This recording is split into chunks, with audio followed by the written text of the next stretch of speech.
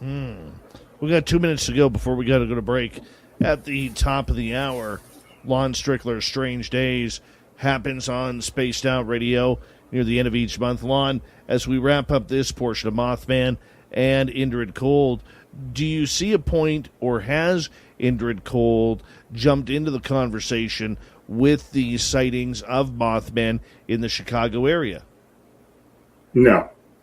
We haven't had any indication of that name. Now, we have had some strange humanoid sightings that may or may not be related to these winged beings that are being seen.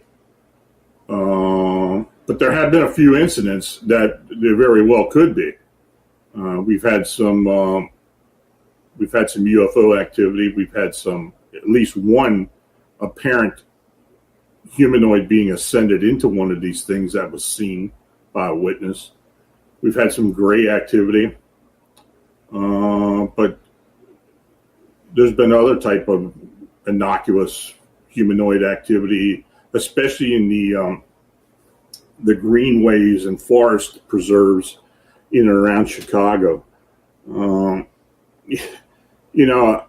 This is just one of another facet of this whole investigation that we have to take in consideration, because every once in a while something will pop up where a witness will say, well, I saw a humanoid, I don't know what it was, didn't have wings, or do you think it's related? No, maybe.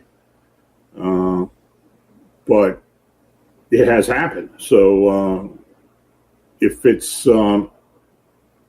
related, I hope we can get some evidence of it. But at the point right now, we're still collecting evidence after all these years. I am not going to come right out and say what is going on or what I think is going on, because I really don't know.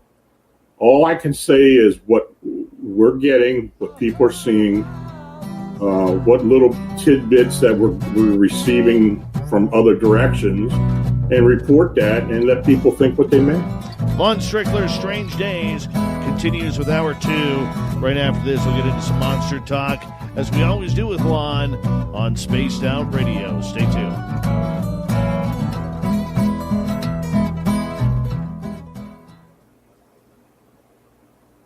All right, Lon, we are clear. I'm going to send you back to the green room here for a couple of minutes. I'm going to take a quick break here. We'll be right back after this, guys.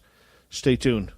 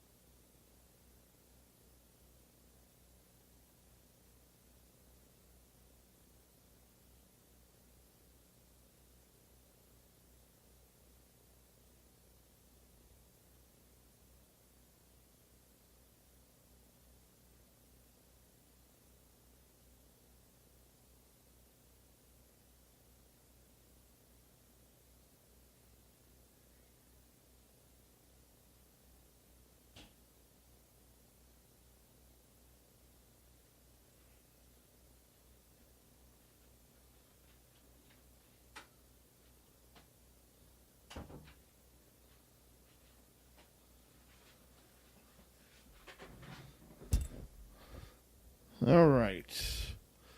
Let's say hello to Lon again. She's got about just a minute to go here. Let's say hello to everyone coming on in. Apocalypse 22, welcome to SOR Chat. And James Fadke, how you doing, man? And Jessica S., nice to see you. Who else has dropped on in here? Logan L., nice to have you back.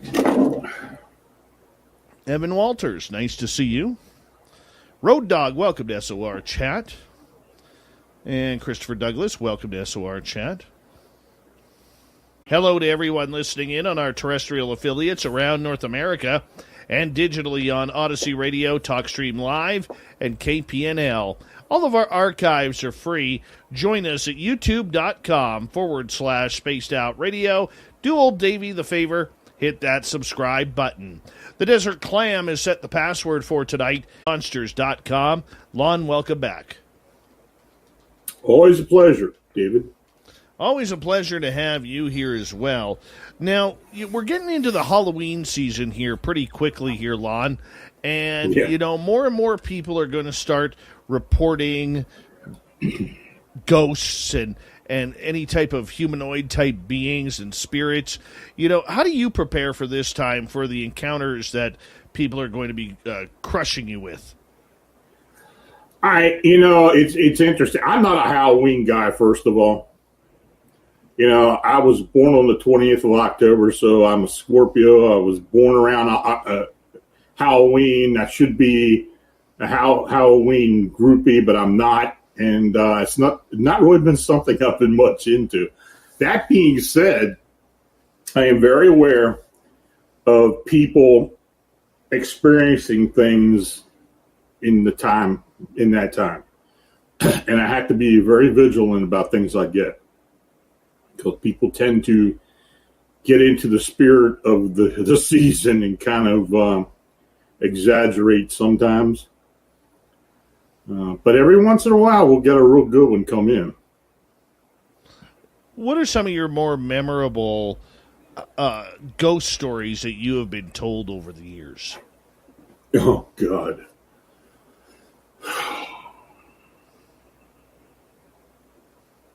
I don't know. I guess the best ones I can recall are the ones I've investigated, where people have had, and it's not necessarily ghost. I don't really investigate ghost or apparitions and such.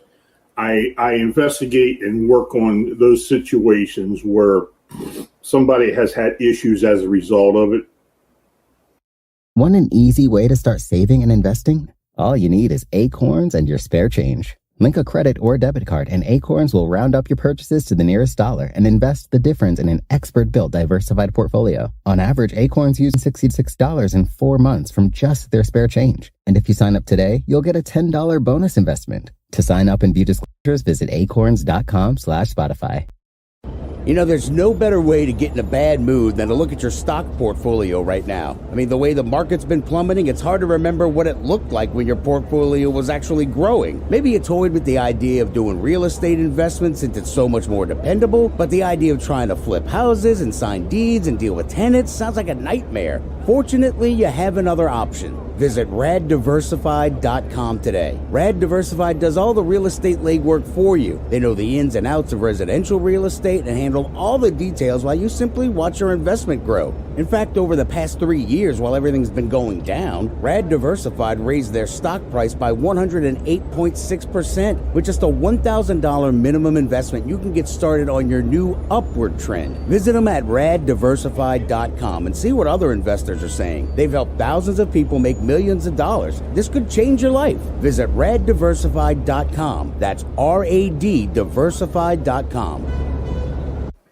But that being said again, when the spirits are on this plane and are earthbound, they try to get people's attention.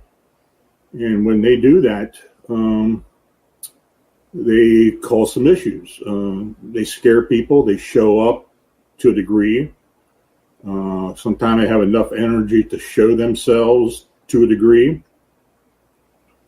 And that's when people call us. Now, I tend to get the more malevolent cases, or those cases that are causing other issues, even attachments, obsessions, not really possession, because when it gets to the possession level, I turn that over to somebody else, because I don't really delve into all that. If people want to use the Catholic rites or whatever, or their deliverance of choice, then that I refer them to that.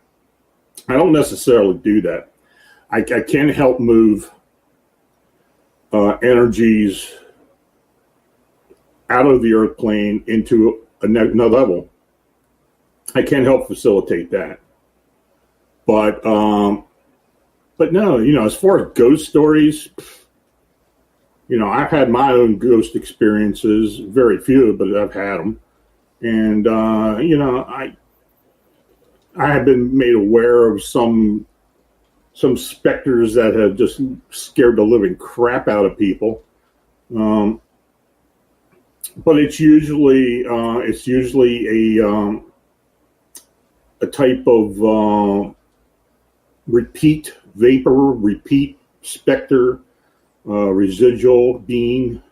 Very few of these are intelligent, or to have an energy that makes them do things on their own. When you get on that level, then you're getting on close to attachments and real activity. Even a poltergeist may even exhibit that, even though that's not really a spirit. Yeah, I can't really pinpoint one, but I have heard so many of them. It's just, it kind of runs together. If I had to go to the website and pick a few out, I could do that.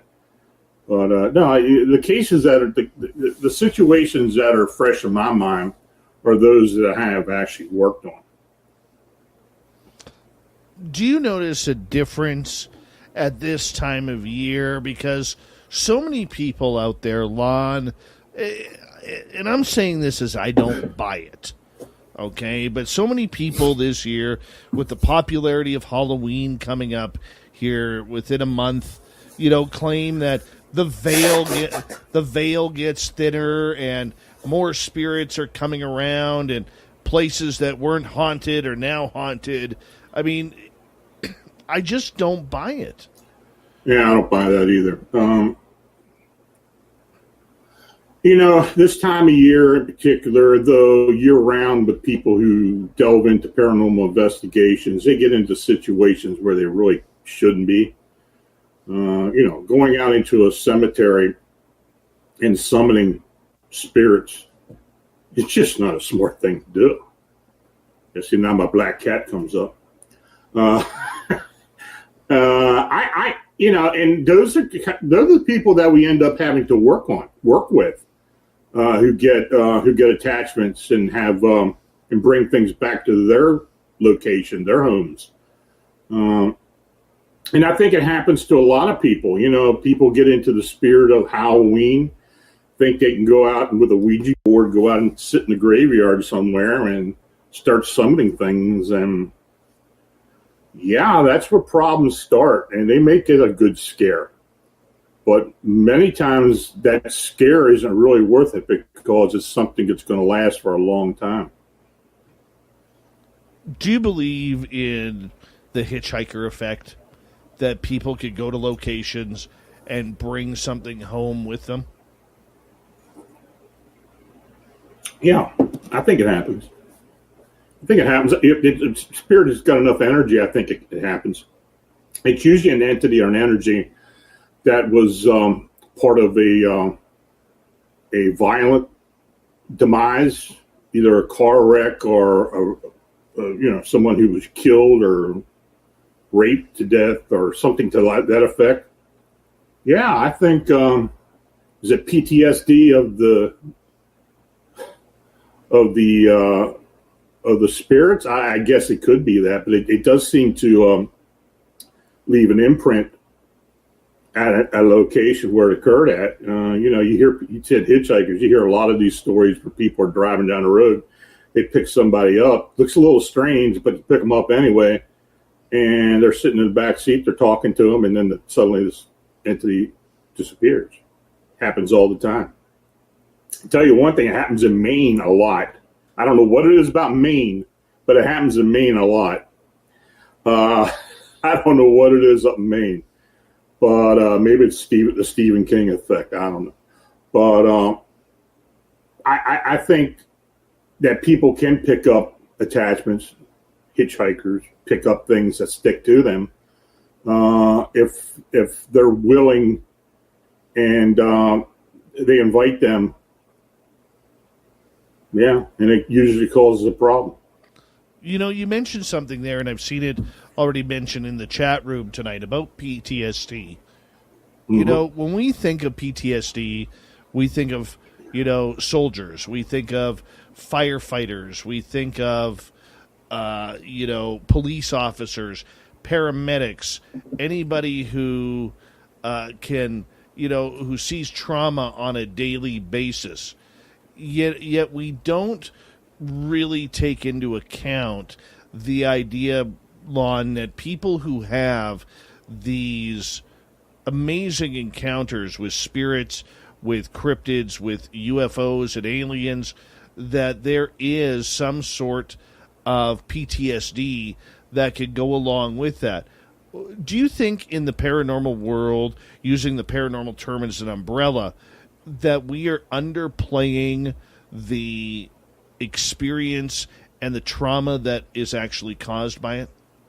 Absolutely. Absolutely. I'm a PTSD victim from an attack I had back in '96. They put me in the hospital. It happens. How do we deal with that? Well, I dealt with it for a long time personally. I have referred people in the past to get therapy. I am just starting therapy. We're going to see. I guess I can report to you later on and tell you if it worked. But I'm trying to alleviate that in my own life. But I know people suffer from it, and I know people who have had therapy and have had changed. I've also dealt with people who have had trauma because of an attachment, who I have helped alleviate the attachment and counseled them, because when I do these type of things, I counsel for maybe years. And I've seen many of these people get their life back in order. What would cause, say, a paranormal event to bring PTSD to a person? Would it be attacks? Physical attacks. I had a case up in Prince Edward Island where a woman was mistreated by her father, sexually assaulted. If that wasn't bad enough, when he passed away, he did it in spirit as well. And we were called in to alleviate that. And as far as I know, she's doing pretty well. And in fact, I know she's gotten married and had kids. So, a lot of it's physical. It can be emotional as well. It can be taxing on people. They can be fearful. They can be scared of their own skin, as the saying goes. But it's horrible. It really is horrible. And like I said, I've seen it firsthand. And I've been doing this now. Well, I've been involved in the paranormal for almost 45 years, but as far as working with people in the past 25, 30 years, and that includes alien abductions and alien encounters and such, PTSD is absolutely a real... Is there a difference between, say, somebody who has PTSD over a paranormal encounter compared to, say, someone who is being taken by aliens or comes face to face with a dogman or Sasquatch? From what I have seen, the effects are very similar. Yeah, it's very similar. I mean, PTSD, it can come in various degrees. It can lead to various maladies. But, I can have 5 or 6 people stand in front of me who've suffered from it from different situations. And a lot of times they'll just tell me the same results. It usually is very similar. How do you deal with PTSD when it comes to these subjects? I can understand how a counselor can, take an emergency worker or a soldier, who's been in the battlefield and has been really, traumatized by what they have seen. Okay, Mm-hmm. I get that, but I mean, how do you deal with somebody who is traumatized because once every couple weeks they are being taken by aliens? I mean, for a lot of health professionals, they're going to say this person needs psychiatric help, not the help of someone who believes in aliens.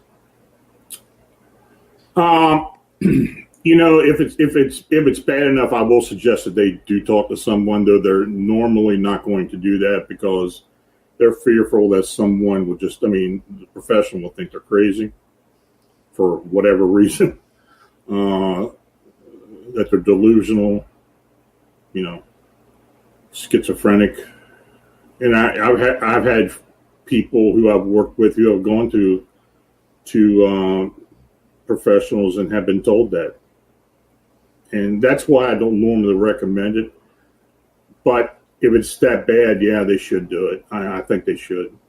And, in my case with the attack I had and the subsequent problems I suffered, I was also doing cases with people and I was hearing all this stuff. It's accumulative. I've been psychically attacked physically in the past as well. I tell my therapist all this stuff, and it's like, they're kind of astounded by what goes on, and but the stress level when you're doing it does manifest and it does increase. I have kind of learned to alleviate a lot of stress in a lot of different ways. But, I do take what I do seriously. I do like helping people. I do have empathy for people. But I try not to let it affect me for the most part. But in more recent times, it has caused a little issue. So I figured it was time to get it taken care of. Right. In your situation, as you've gone through this personally, I don't know. Do you feel comfortable in sharing what happened to you? Sure. I was, back in 96. Yeah, I was at work. I was a supervisor. I had an individual who was upset with me. I was involved I was a union shop steward at the time, but I was actually I was training to become a district representative for the international. But anyway, I was at work, and this individual who was working under me got upset with something I asked them to do, and they blindsided me. Oh, and they literally took some type of object and cracked me in the back of the head. And when I woke up, I was in the hospital. And I was in the hospital for a couple of days. And I didn't really think much about it.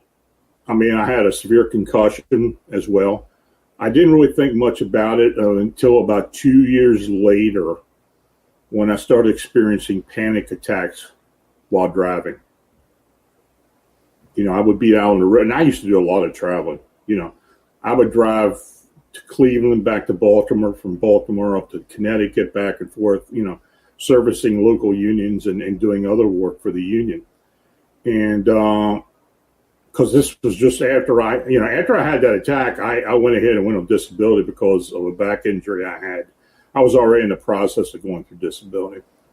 But I was, so I started suffering the panic attacks, and I've lived with these panic attacks now for almost 24 years. It has limited to me from driving to a lot of places. It's one of the major reasons why I don't show up for conferences and such, because I am just mentally unable to do that. I mean, as far as speaking and things, that's no problem. It's a matter of just getting out there and going to the location. And that's something that I'm trying now to change. Well, good for you, and keep up the strength in figuring that out, because I think you would be very, very necessary on the conference circuit, my friend. Very necessary. Well, I appreciate that.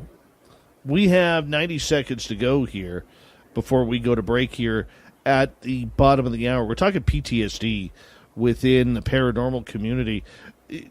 You mentioned you don't really see a difference between someone who has PTSD from a haunting experience compared to a UFO or a alien or cryptid experience. I'm actually surprised that it's not different, considering the length of trauma, especially those who are being abducted.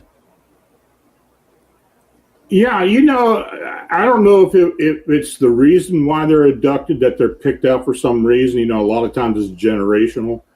But I think people who are picked to be abducted are made of a bit more, I don't know, chutzpahs compared to a lot of other people. I think, though there are times when it's really traumatic and it causes issues, but I think a lot of people who have been abducted realize it and they just don't let it bother them. I've been abducted. It never really fazed me so far. Now, it was just the one incident that I can remember. But, it was nothing traumatic. It was just, I was picked up by three tall grays who I've had experience and I've had encounters with before, who took me to a location where I don't know where it was. They showed me a few things, communicated with me, and then brought me back. Well, on that note, we'll talk about a little bit of aliens, a little bit of monsters, and a little bit of Lon Strickler when we return to the second half of Spaced Out Radio. We have Lon until the top of the hour. Then our man Swamp Weller comes in for another spooky story. We'll be back with more Spaced Out Radio right after this. Rock and roll, my friend. Rock and roll. It's good times. Good times. Whatever. You know me, I'm not really afraid to talk about anything. I know, but I still have to make sure. Yeah, I understand. Whatever happened to that dude who cracked you? He went to jail. Yeah, he went to prison. I filed a complaint against him, and he was found guilty and went to prison. Oh, good. Good. He had issues before. That was back when they had the 3 strikes and you're screwed thing, and right. That was his 3rd strike. So he's been in there. From what I understand, he's still in, but I think there are other things involved too with him. So, I used to work for a company that used to hire a lot of convicts. They got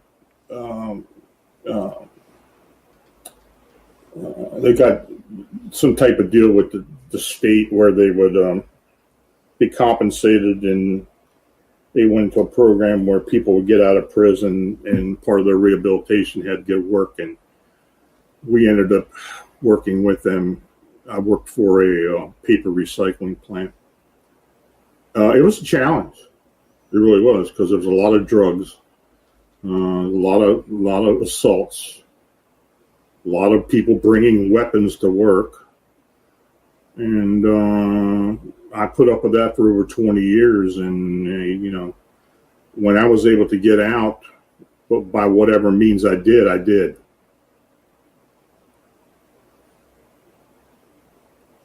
Wow.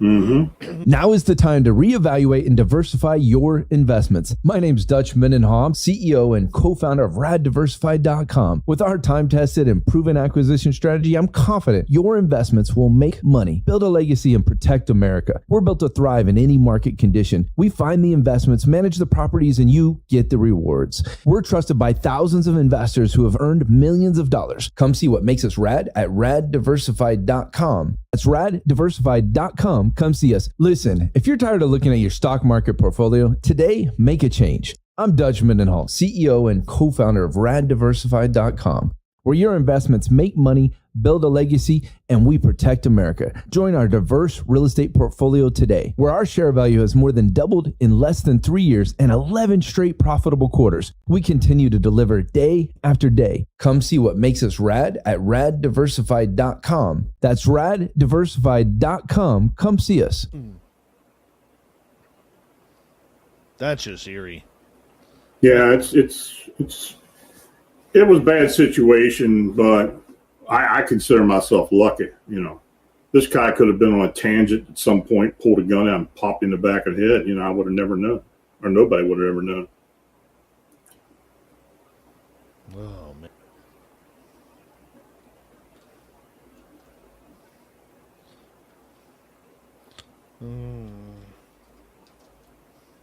Let's go here. Sorry, I'm just getting our news ready. All right.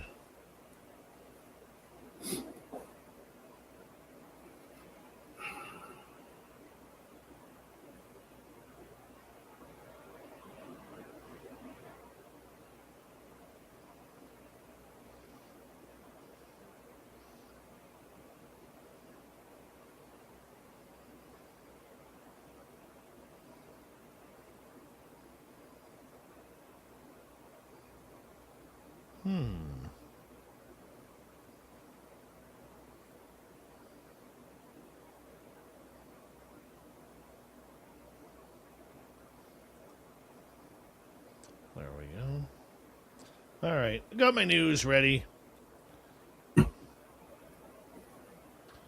Let's go here. Who else has showed up here? Michael Gutierrez, LGG. Good to see you guys.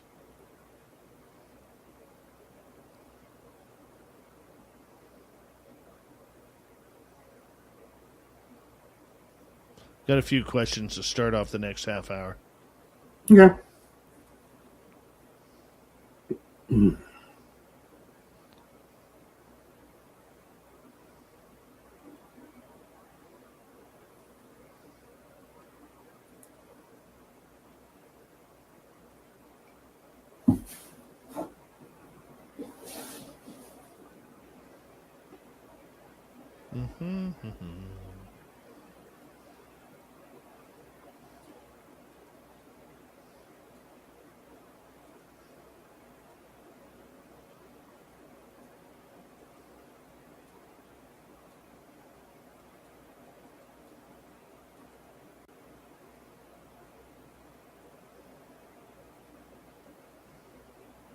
All right, I want to say thank you to Cat Chaser, Eddie, and Smithy for the awesome super chats tonight.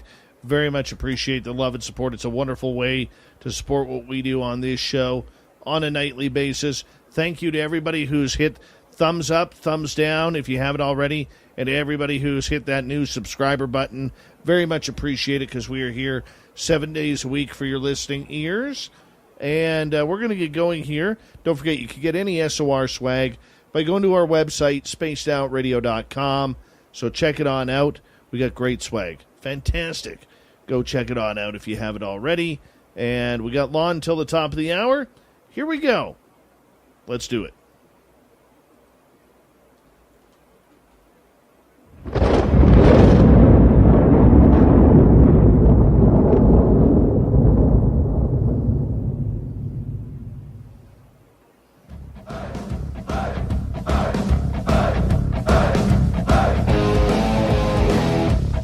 past the halfway point of Spaced Out Radio tonight.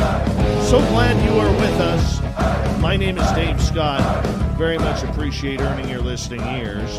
Want to remind you that if you've missed portions of this show or others, check out our free archives by going to youtube.com/Spaced Out Radio. Do old Davey the favor, hit that subscribe button. Our website is spacedoutradio.com. We have a plethora of features for you. Rock out to Bumblefoot, read Shirky Poo's Newswire. Check out our swag as well. Follow us on Twitter at Spaced Out Radio, Instagram at Spaced Out Radio Show, and on TikTok at Spaced Out Radio. We continue on tonight with Lon Strickler. PhantomsandMonsters.com is his website. You can find all of his personal writings and books on Amazon or on his website. And Lon comes in here near the end of each month for Strange Days, and we're going to get to some audience questions right off the bat here, Lon. Let's go to Raz here, who says, the average distance between both eyes for each species of Sasquatch, does it have any relevance to the creatures?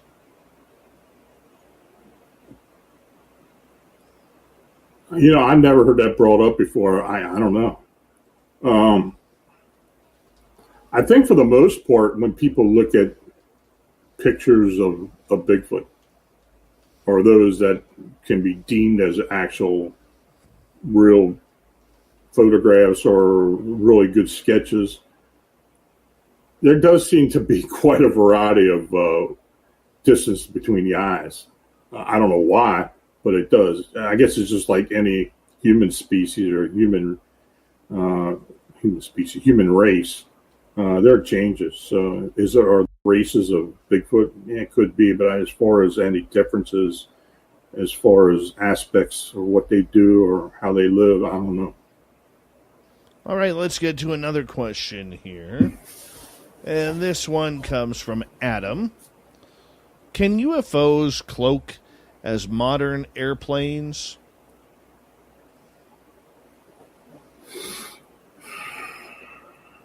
I guess they could. I mean, actually disguising themselves as modern airplanes. Yeah, I guess it's very possible. You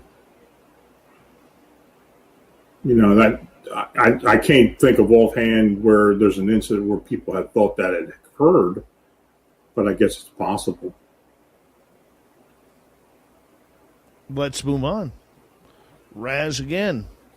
Is it possible to mentally block someone's abduction 100% of the time? I think people, the brain can suppress a lot of what happens to them. I run into a lot of people who have had encounters or abductions who don't remember until 20, 30 years or more. You know, the brain's a wonderful thing. The human brain or any species brain can do a lot of things, but humans, I mean, you know, I think we do have the ability to suppress things that we don't want to remember. Now, as far as all the time, I don't know. I'm quite sure there are people out there who have been abducted who have no idea they have been. All right. Well, let's go to another question. YJ would like to know, Lon, what's the most common reported experience? Of course, hauntings. We get a lot of hauntings. People who believe they are being haunted. One thing we have been getting a lot more as time is going on are glitches. People call glitches in the Matrix. Things that happen that shouldn't happen. Things that are seen that shouldn't be seen. Time slippage. Things like that. That happens a fair amount of time. As far as cryptids go, of course, Bigfoot is probably the most common. The crawler humanoids they're getting a lot of those as well. You know, it's kind of hard to determine what I got more of or get more of. I get a lot of different stuff, but you since I'm mainly known more for cryptids, I tend to get more cryptid sightings. Do you look at the fact that, you are more cryptid, you get more cryptid sightings, but do you get the idea that more and more the energy of each phenomena is coming together? Oh, I think there's a very fine line between all aspects of the paranormal and the supernatural. You were talking about people having a Bigfoot encounter and you having Bigfoot encounters and orbs, UFOs. I think there's a very good possibility there are connections. We see it more and more. So, are the connections a mutual connection? Probably not. Things tend to gravitate to each other. But we do see a lot of phenomena. Say you get into a case and somebody reports a Bigfoot sighting or a dogman sighting or encounter. But then many times there's an underlying part of that the witness didn't believe was really important, but we tend to have ability to tease that out of them, like a haunting or something else that had happened. I think that's right. And I tell people who ask me about investigating or researching, look, when you get a case, dig into it, be open-minded about it. It's like an onion. There are different layers. And if you listen to the individual and it seems like there is an underlying issue, ask them about it. You may be surprised. Always good advice from Lon Strickler. Let's go to another question here from our audience here. James is wondering, Lon, have you had any reports of horned owls with silver belly feathers and a black dot pattern on the belly been taken at all? I know you get a lot of flying humanoid creatures. We do get some owl reports. I don't know if people remember, I had some issues with owls. The year my wife passed, I was having encounters with owls, a lot of different owls, not necessarily horned owls. It was a lot of different owls. I've talked to people who have had encounters with owls.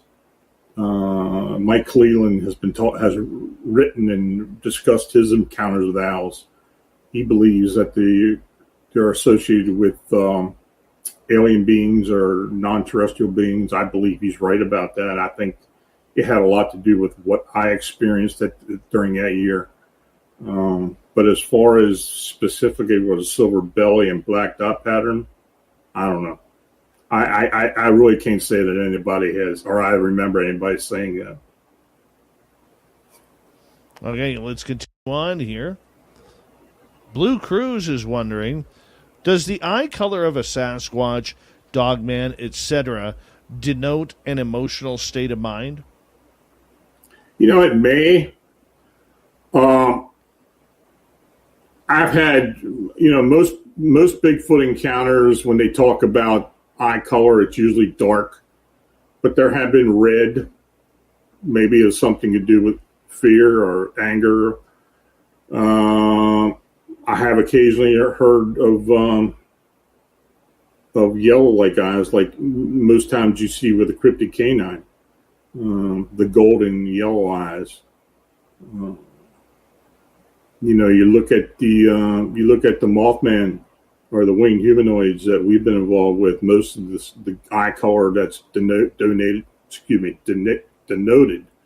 is red. But I have had green, I have had blue, and I've had just black eyes. Is it anything to do with emotion, how they're feeling, or even species? I don't know. I guess it could very well be, though. Makes sense. Okay. We got a couple more for you here, Lon. Vaughn is asking, Lon, do any humans choose out of their free will to go with their abductors, only never to be seen again? Good question. Well, that's kind of hard to say because if they're never seen again, I don't know if we know. I know of people who have been abducted who never were seen again, or supposedly never seen again. I have, and this is something that I will never understand. I have talked to people who have told me that they wish they could experience an alien abduction, that they thought it would be interesting. Well, that's the way they think, fine. I guess they would go free will. If they don't come back, well, that's the way it is. But I guess it has happened. Another interesting thing with some of the encounters that people describe, and more recent in the past 20 years or so, when someone has been abducted or experiencer and they're in a location where these alien beings are congregated or where they show up at a location, there seem to be several different types. Greys, reptilians, humans, maybe hybrid types, sometimes insectoids. But more and more we get descriptions of actual humans being involved with the abduction scenario. Are they recruited? Do they volunteer? Do they become part of the program? I guess it's very possible. I think it's an interesting question because the people that you have reported on, were they prior abductees before disappearing for good?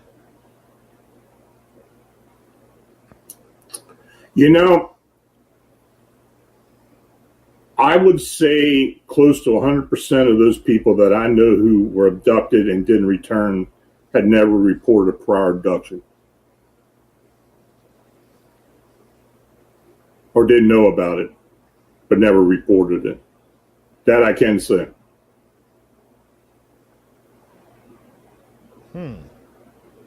I always worry about that. Because, think about it. Like, if you're having a pretty crappy life on this side, and some aliens come up to you and say, "Hey, would you like a fresh start? Come with us." Be pretty probably hard. Beats suicide. You know? Yeah. Beats a lot of things. And I always wonder, how many of these people have gone voluntarily? How many of these people have, been taken against their will? We don't know. I believe it's very possible. Like I said before, I know people who would willingly go. And with their mindset, I think, and in some cases, the way they live, I think that they may see an advantage to sticking around with them. So I guess it's very possible. Yeah, see, I don't know if I could make that decision. No, I know I couldn't. I really don't. Like, on one hand, it'd be like, okay, I got to try this out. Let's go for a ride. But I need some assurances here. I need to fly the ship. There's got to be a Taco Bell on board. Okay, and a Tim Hortons. Okay, shameless plugs for both. And there's got to be we can't be running out of hot water in the shower. You know what I'm saying? Like, we can't have that. Like, I have a list of demands here. Yeah, that if I'm going to go for good, well, we need to make sure that we get something on paper here. But on the flip side, I think, okay, it would suck not seeing my family again. Do you get to see them like on television cameras? Like, can you can't come back? Where do you go? And that one I think would hit me. But I'm sure there's people out there that have made that decision, Lon. Mm-hmm. Yeah, I think they have. All right, let's continue on with some questions here. Tony over in the UK is asking, have orbs or spheres been seen in connection with spirits or entities? Oh, yeah. Yeah, I think spirit energy can manifest into orbs at some point, at sometimes. I have talked to people who have been involved with hauntings, who have been haunted or had activity at home, who have said they see a lot of orbs of varying sizes and colors and degrees and characteristics. So yeah, I think it does. When we're talking about orb activity around cryptids, Bigfoot, I think the spirits, the energies of the woods may be involved with that. They may have a communion with these beings. They may be protectors. Well, we'll see. We will see. All right, let's continue on here, Lon. Raz is asking, I'm very confident the shape-shifting non-humans are living with us. What's your opinion, Lon? Yeah, I think there are. I don't know if they're necessarily shape-shifting, but I don't think every supposed human being on our planet is fully human. They may look human. Yeah, maybe they can shapeshift. I don't know. Maybe that's the way they look. Maybe humans are an evolutionary product of aliens, and vice versa. Who knows? It'd be interesting. You know, I think they are among us. I do. All right. Oh, I think they are. Another question here for you.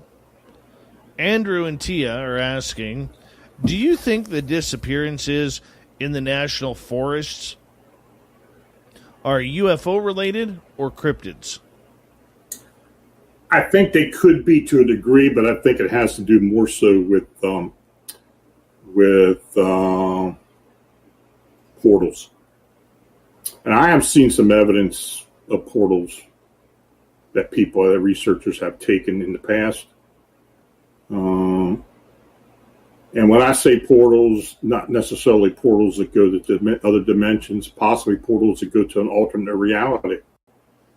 Say something they're in another reality that looks very similar to where they came from. Now is the time to reevaluate and diversify your investments. My name's Dutch Mendenham, CEO and co-founder of RadDiversified.com. With our time-tested and proven acquisition strategy, I'm confident your investments will make money, build a legacy, and protect America. We're built to thrive in any market condition. We find the investments, manage the properties, and you get the rewards. We're trusted by thousands of investors who have earned millions of dollars. Come see what makes us rad at RadDiversified.com. That's RadDiversified.com. Come see us. When was the last time you totally logged off and took all of your vacation days? Well, Michelob Ultra Pure Gold can help with a little PTO. That's paid time outdoors. Pure Gold has a PTO experience that will help you get away from every ping.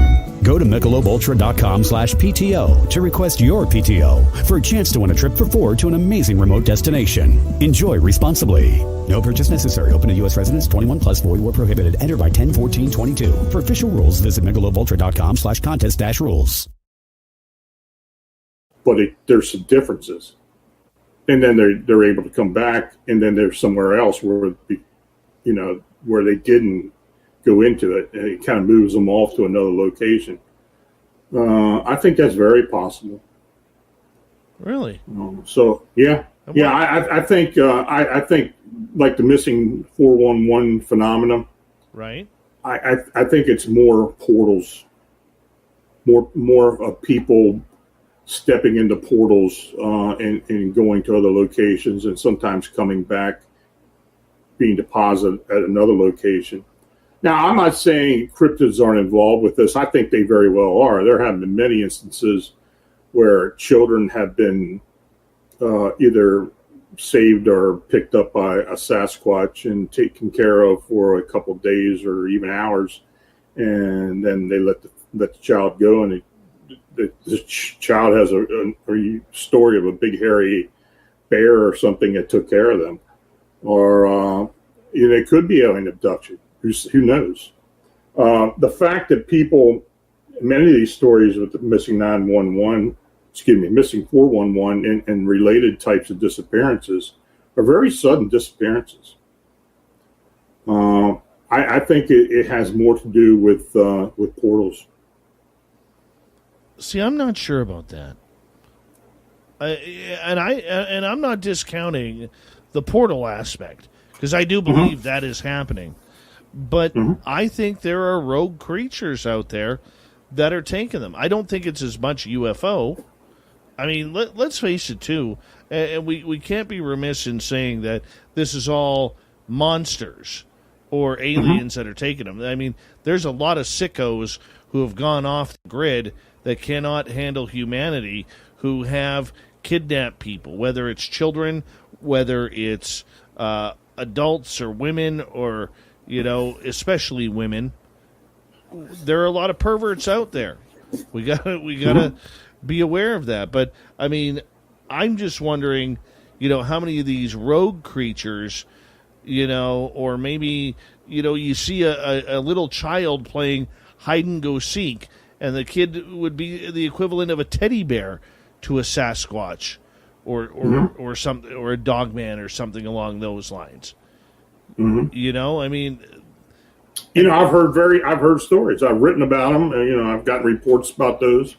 I had a report not long ago. I think I even sent to you about an individual who in BC who was actually swore that they were, was it BC? No, it was Montana, where they were actually, as a child, they were abducted by a female Sasquatch. And they were kept for several hours until, from what he remembers, this female was talked into letting him go.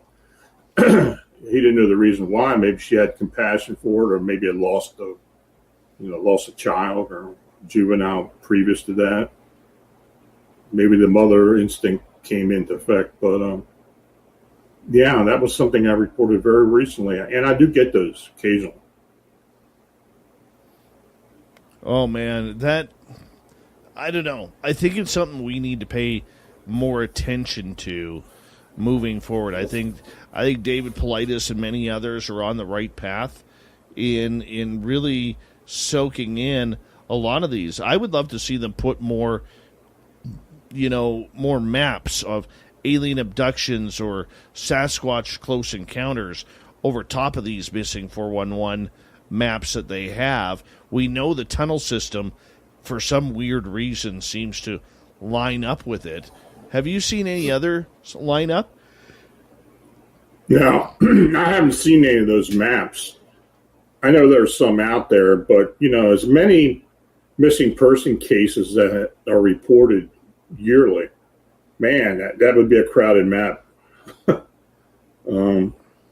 There are a lot of cases, not necessarily in state and national parks. I have seen figures in the past of how many people go missing every year, and they never turn up, or bodies never turn up. It's a scary time. It is scary. I mean, you don't really know what happened, and that's why when I get cases where people have disappeared, and part they are returned somehow, or they show back up. But there have been several out there where the person just never returned. Lon, what you got coming up on phantomsandmonsters.com? Well, I post every day on the blog. Those coming up on Phantoms and Monsters Radio Wednesday night. I'm going to do another personal reports, narrated some of the incidents who have been reported to me. And then Friday night, we've got a pretty interesting show where it's a case that we have been involved with for the past 8 or 9 months, from a couple in Ohio who have had cryptid canines on their property for the past dozen years. Oh my. And they're going to be on live with me and discussing it. Lon Strickler's Strange Days coming up next, hour 3. We're going to kick it off with the swamp next.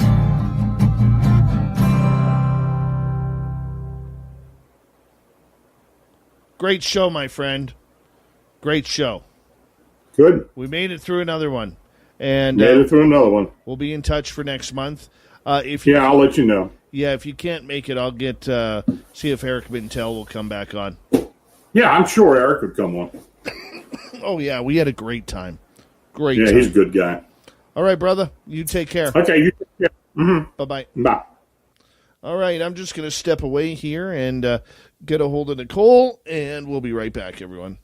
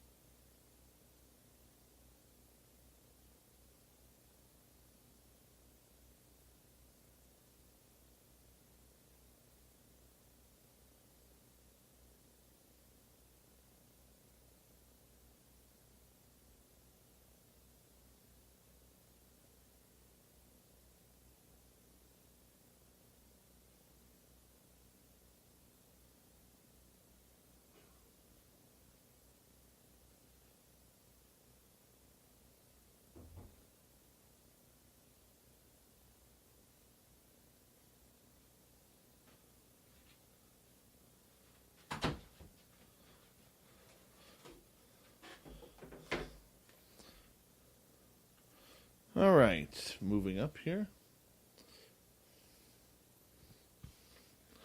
Here we go. I know, Dirty Filth was taking a couple of nights off. He's got to work late at the store. So I apologize for that. We need a filth cam. Thank you, Steve, Kira, Cat Chaser, Eddie, and Smithy for the super chats. We're going to get going here in about 15 seconds. And we're going to figure it out. We'll figure out the breaks.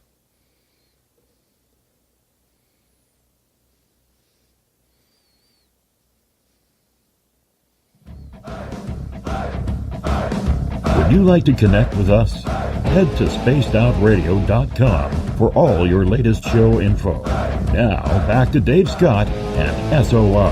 Third and final hour of Spaced Out Radio is now underway. My name is Dave Scott. Thank you so much for taking the time to tune us on in, wherever you are on this beautiful planet we call Earth. Hello to everyone listening in on our terrestrial affiliates around North America and digitally on Odyssey Radio, TalkStream Live, and KPNL. All of our archives are free. Join us at youtube.com/Spaced Out Radio. Just do old Davey the favor, hit that subscribe button. The Desert Clam has set the password for tonight in the SOR Space Travelers Club. Hebephrania. Hebephrania is your password. Use it wisely, Space Travelers, as the Clam sets the password each and every night right here on Spaced Out Radio. Our website is spacedoutradio.com. We have a plethora of features for you. Rock out to Bumblefoot, read Shirky Poo's Newswire. Check out our swag as well. Follow us on Twitter at Spaced Out Radio, Instagram at Spaced Out Radio Show, and on TikTok at Spaced Out Radio. It is time once again where we head to the swamp. Our resident swamp dweller takes us on another spooky journey into the swamp. Hi, Spaced Out Radio listeners. This is Swamp Dweller. It's time for your nightly dose of spookiness on the show. If you have an interesting encounter or a spooky story that you would like to share, be sure to submit them in at swampdweller.net. You can also find our YouTube channel at youtube.com/swampdwellerreads. Now, let's chill out, relax, and together, let's enter the swamp. In the early summer of 2020, my girlfriend Kayla and I decided to go camping. We had only been going out for a few months at this point, and before I had met her, I was very enthusiastic about trying to complete a section of the Appalachian Trail hike.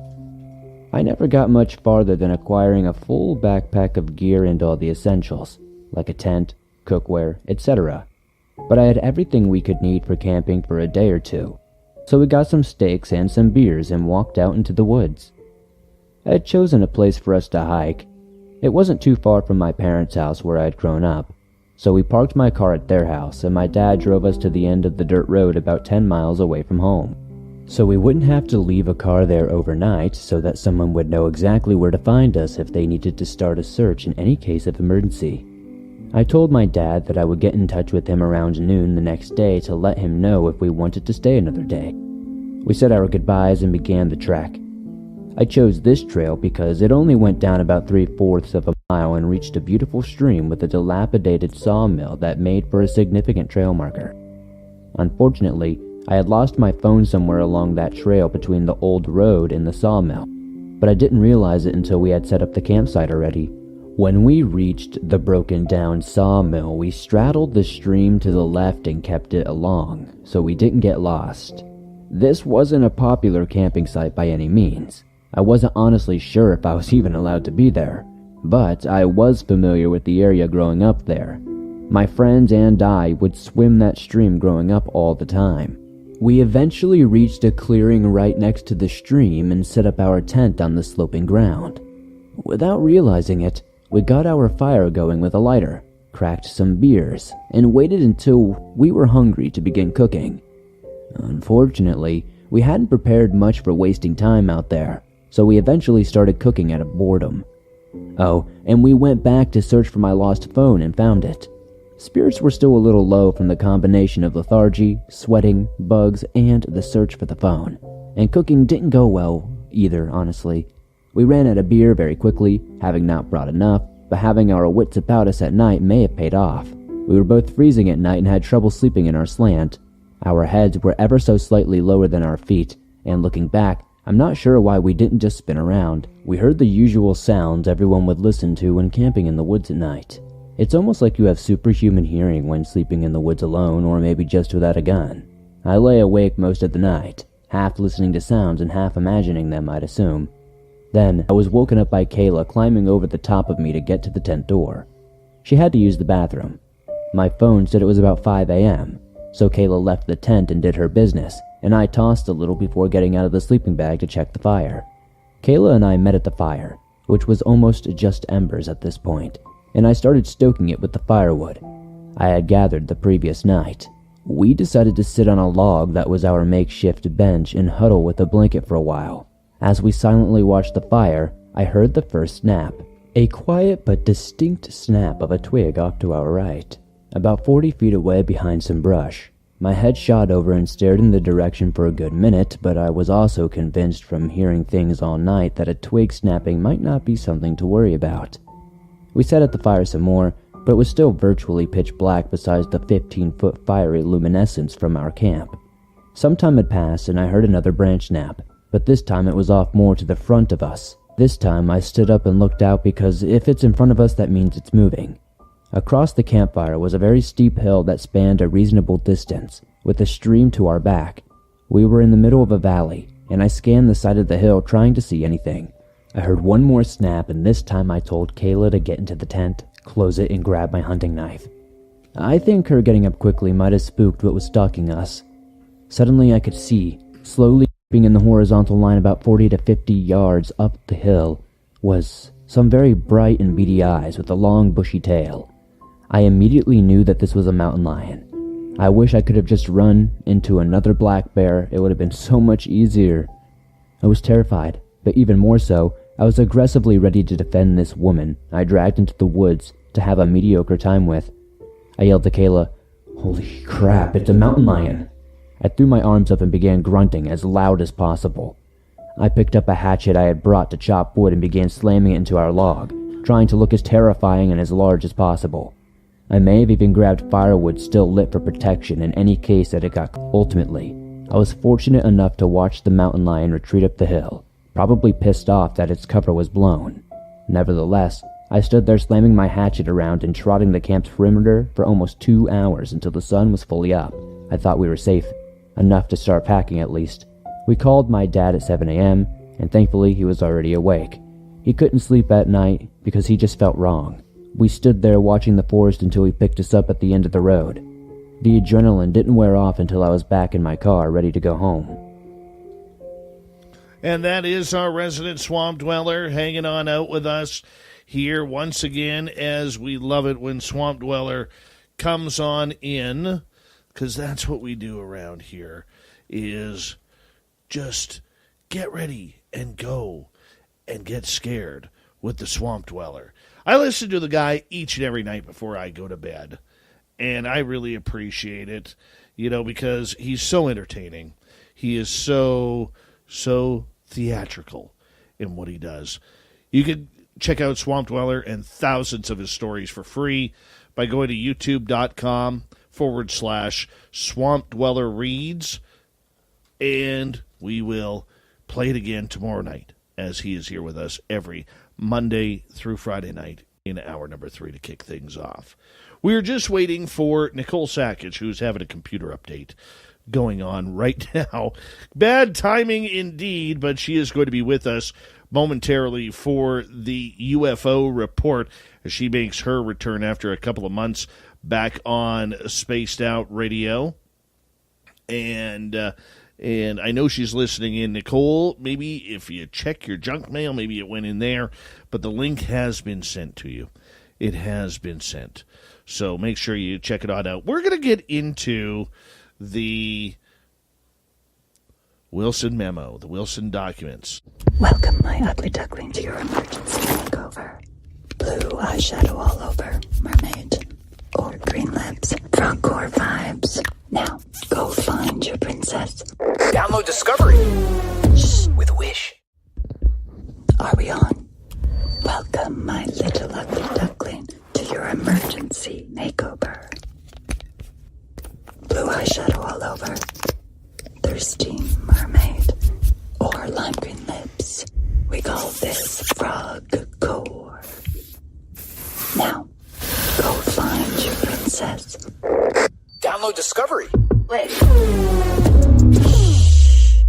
With Wish. Nicole Sackich works very, very closely with Grant Cameron. And I got to say this before I bring Nicole on. Okay, I've had issues with the Wilson documents. Issues. And this goes back a couple of years.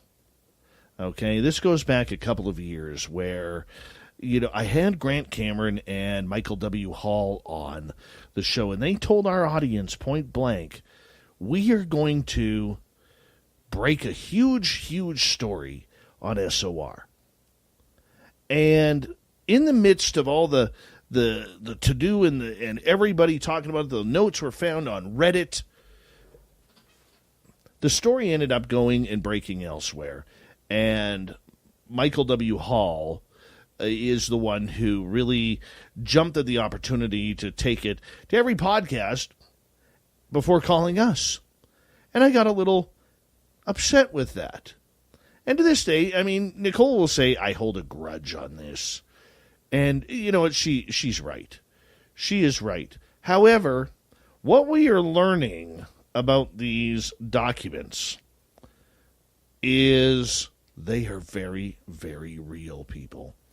They are very real, and I believe it's time to put business aside and really focus on these documents, the Wilson documents. And we're going to get Nicole to break them on down and really, really push the limits on where they are, what they're doing. And this is why we're going to have Grant Cameron, famed Canadian researcher, on tomorrow night on the show. He was on Jimmy Church earlier today. But let's bring Nicole in, and let's get this thing going. Nobody's going to know. They're going to know.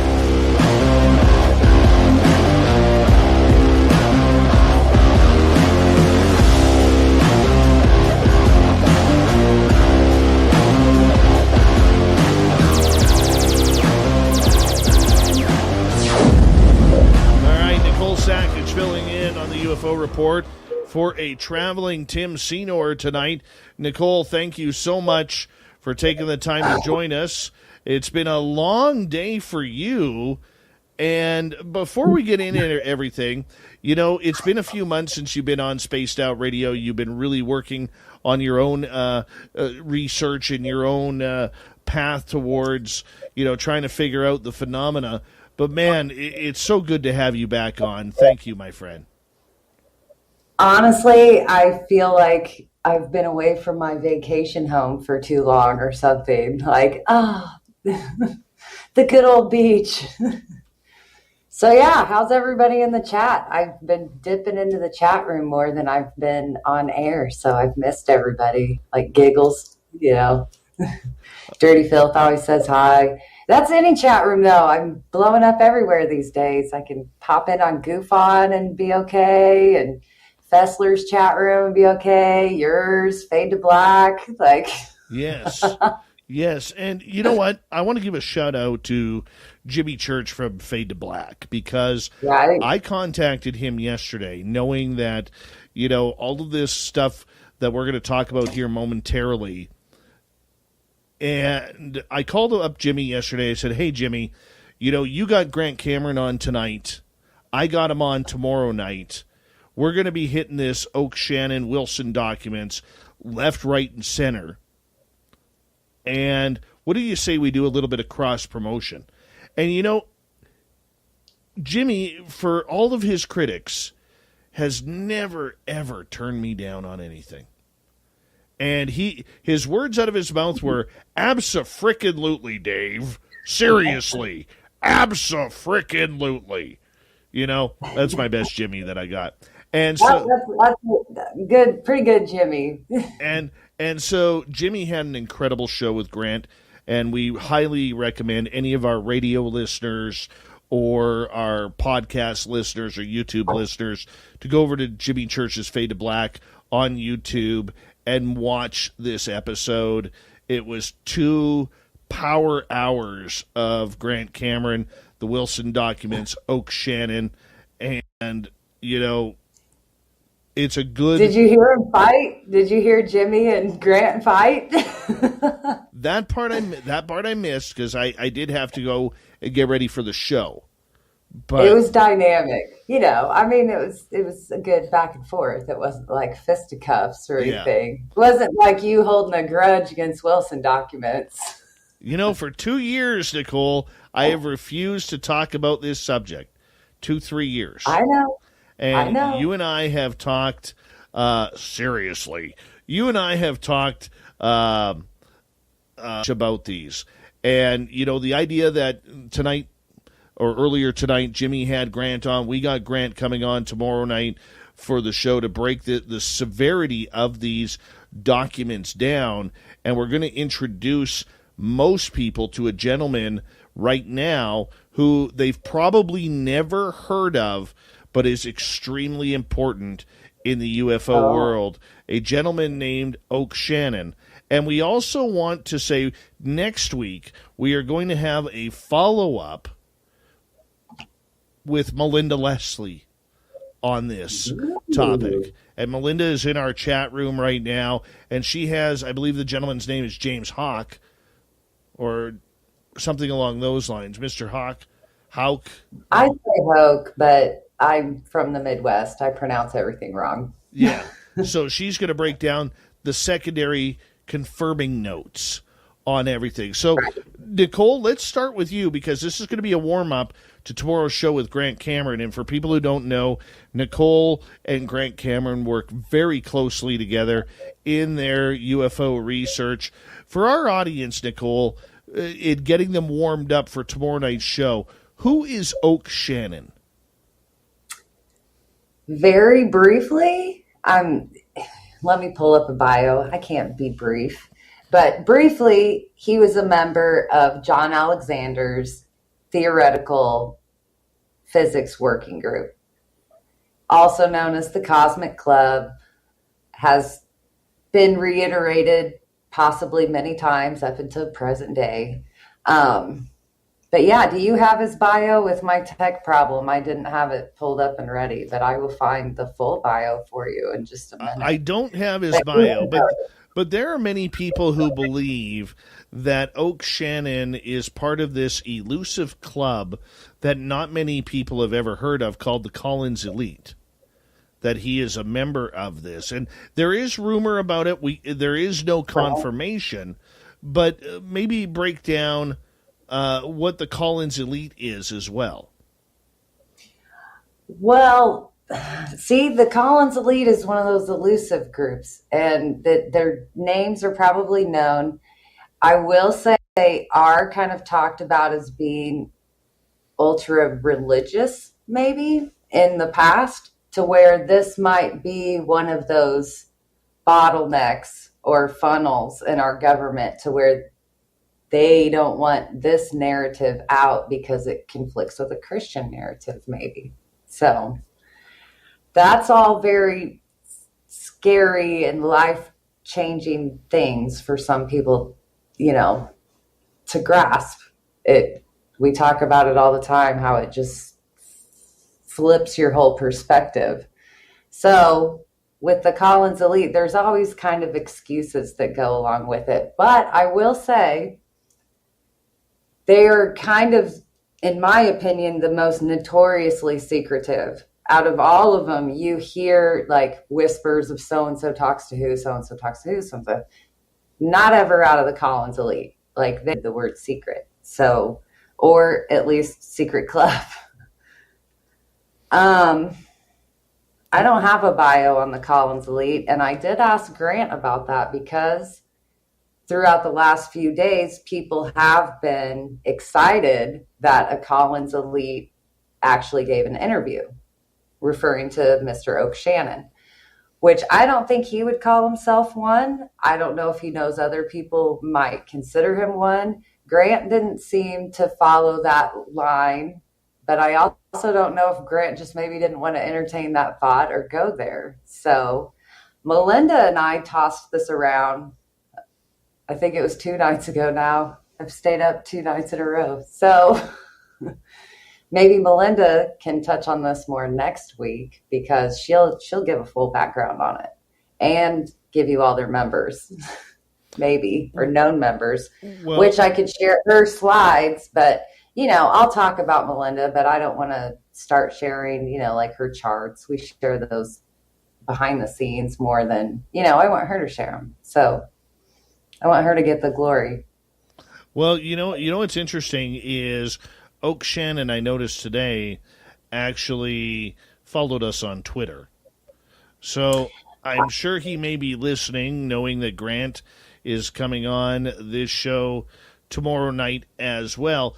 But the idea behind this all does come down to almost like a confirmation, Nicole, of these Wilson documents. We got about 3 minutes before we have to go to break. Why should the public, especially those who are maybe intermittent within, checking out the UFO world, why should they be paying attention to the Wilson documents? Let me give Oak's bio first, and then we'll get into that importance after our break. Is that okay? That works. Oak Shannon is a Navy veteran and retired Los Alamos National Laboratory physicist. Shannon comes off in the core secrets as a liaison who introduced Wilson and Davis to each other.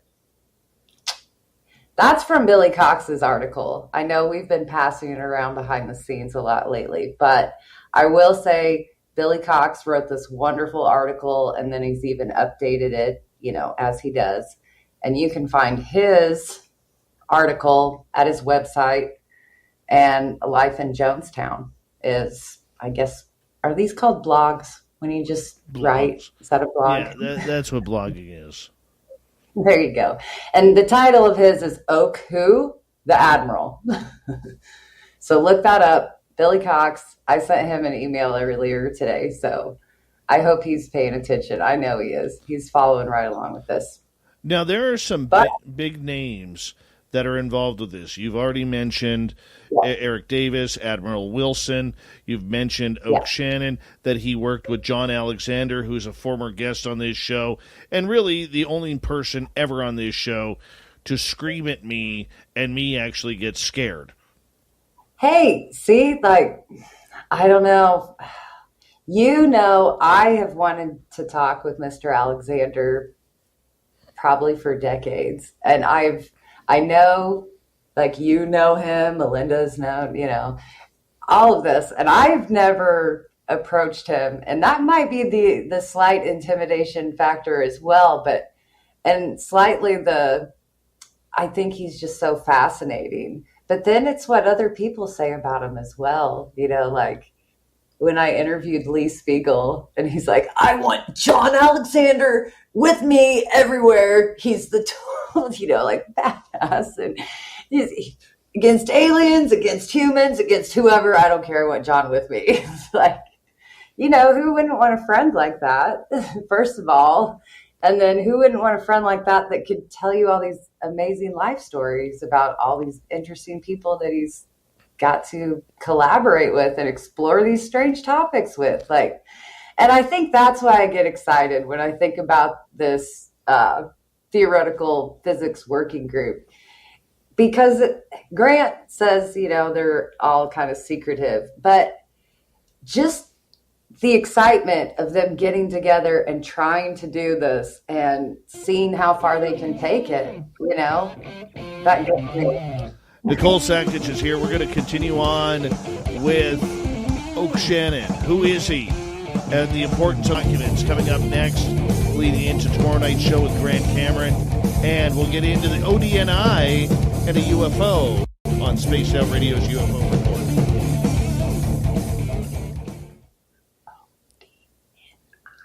You know what the fun part for me is, and I just did it for the first time, is going to watch the movie Men Who Stare at Goats with George Clooney. I was talking about that earlier. And trying to figure out which one is John Alexander, which one is Hal Puthoff, which one is, I mean, Puthoff, I don't think is a main one. He's like in the background in like one scene where you're like, that could be Hal. Oh, I know. And then he's gone. Oh, yeah. But I mean, wasn't it? The book. Yeah. The book. Read the book. Read the book. Yeah. And then learn about the author of the book. And then let's talk. Because, yeah, the movie is fun. Just like talking about Star Wars or Star Trek is fun. But no, read the book. Yeah. Always try and figure it out.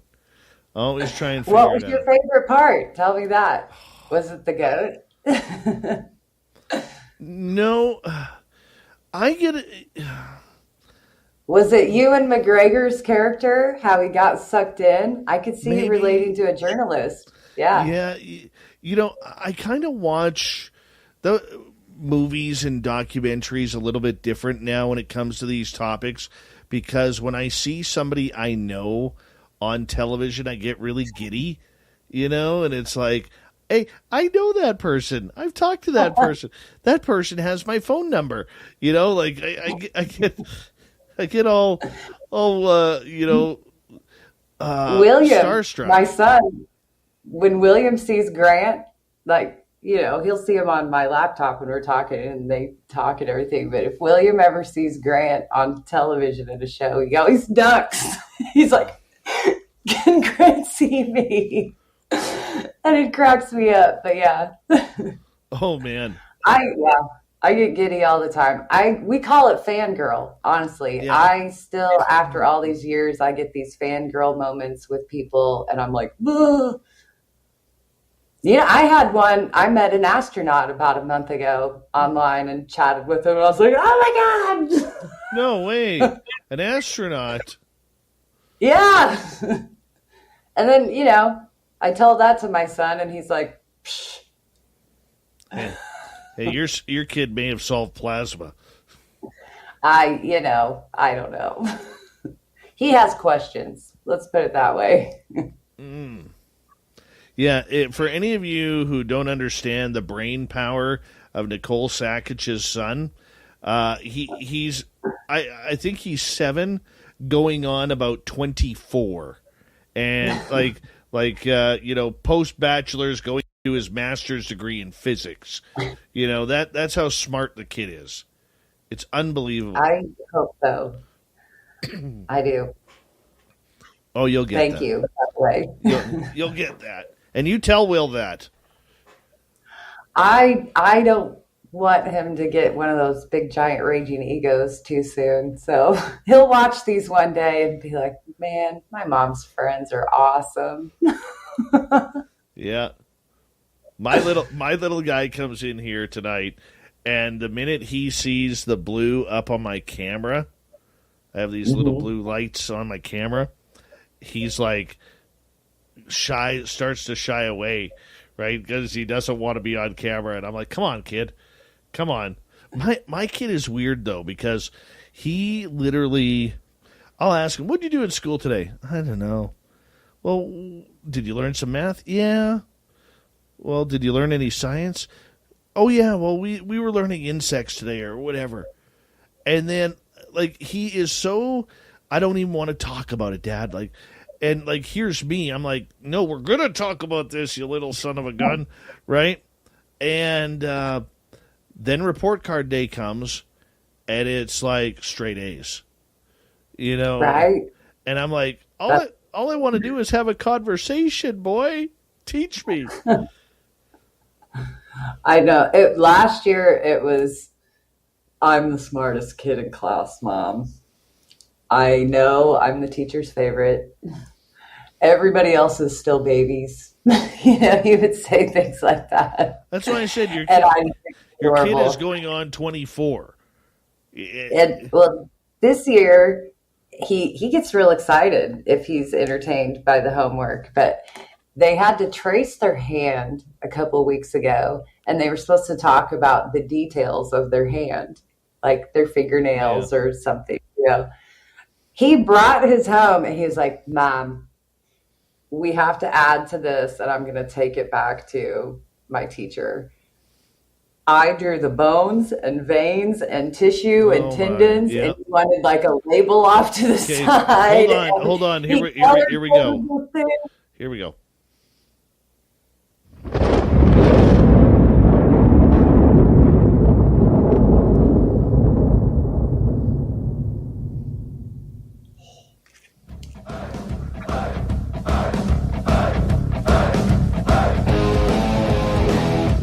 Rounded third, we're heading for home tonight on Spaced Out Radio. Thank you so much for tuning us in. My name is Dave Scott. Very much appreciate it. Want to remind you that if you've missed most of this show or others, check out our free archives by going to youtube.com/Spaced Out Radio. Do old Davey the favor, hit that subscribe button. Our website is spacedoutradio.com. We have a plethora of features for you, including rocking out to Bumblefoot, reading Shirky Poo's Newswire. Check out our swag as well. Follow us on Twitter at Spaced Out Radio, Instagram at Spaced Out Radio Show, and on TikTok at Spaced Out Radio. Here we go with Nicole Sackage filling in for Tim Senor this week on the UFO Report. And Nicole, we are getting into Oak Shannon and the Wilson documents. This has really blown up over the last couple of days here about this, and everything always seems to revolve around tomorrow night's guest, Grant Cameron, who is an idol and hero of both you and me, and literally, if you ever get a chance to meet Grant Cameron, he is one of the nicest people you could ever meet, and by God, if you have a UFO story for him, he wants to hear it. I mean, he's just an amazing, amazing man. You know, I actually received one of the best Grant compliments I think I've ever heard from somebody randomly before.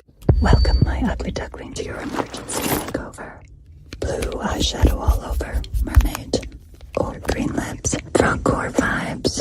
Now, go find your princess. Download Discovery with Wish. Are we on? Welcome, my little ugly duckling, to your emergency makeover. Blue eyeshadow all over, thirsty mermaid, or lime green lips. We call this frog core. Now, go find your princess. Download Discovery. Wait.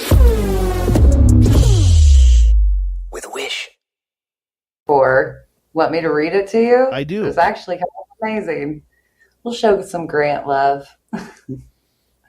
Where'd it go? It's kind of buried. I got so flooded today, and I'm sorry if I ignored anybody that I haven't gotten to that's messaged me.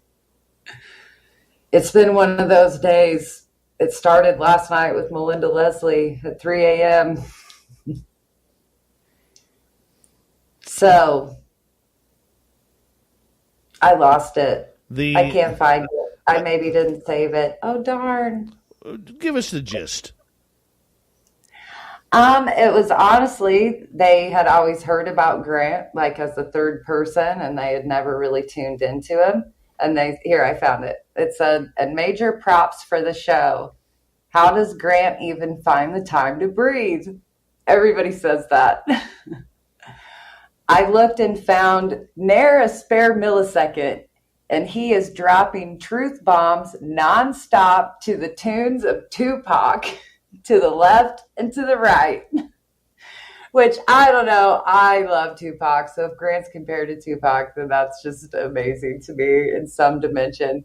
And then it says, the man is truly brilliant and devoted to the mission in such a righteous way that all the losers and posers and whiners and wannabes don't even see the core mentality or the missing characteristics and the dedication that separates the wheat from the chaff. Right? Is that not Definitely. A great, summation of Grant Cameron? And what it really means to be a researcher for 40 something years. It really shows does. the dedication.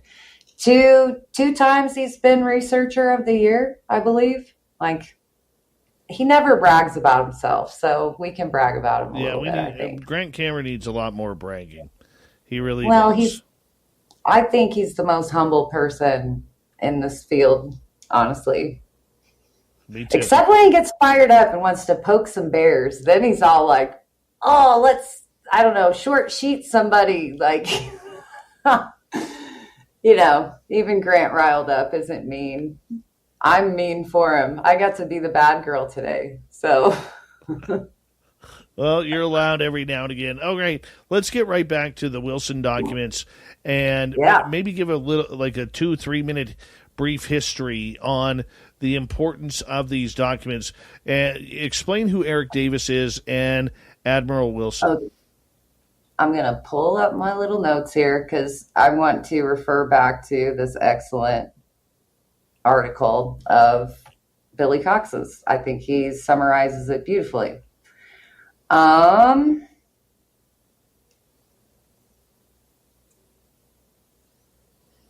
find my spot now. Sorry, I'm operating off the phone.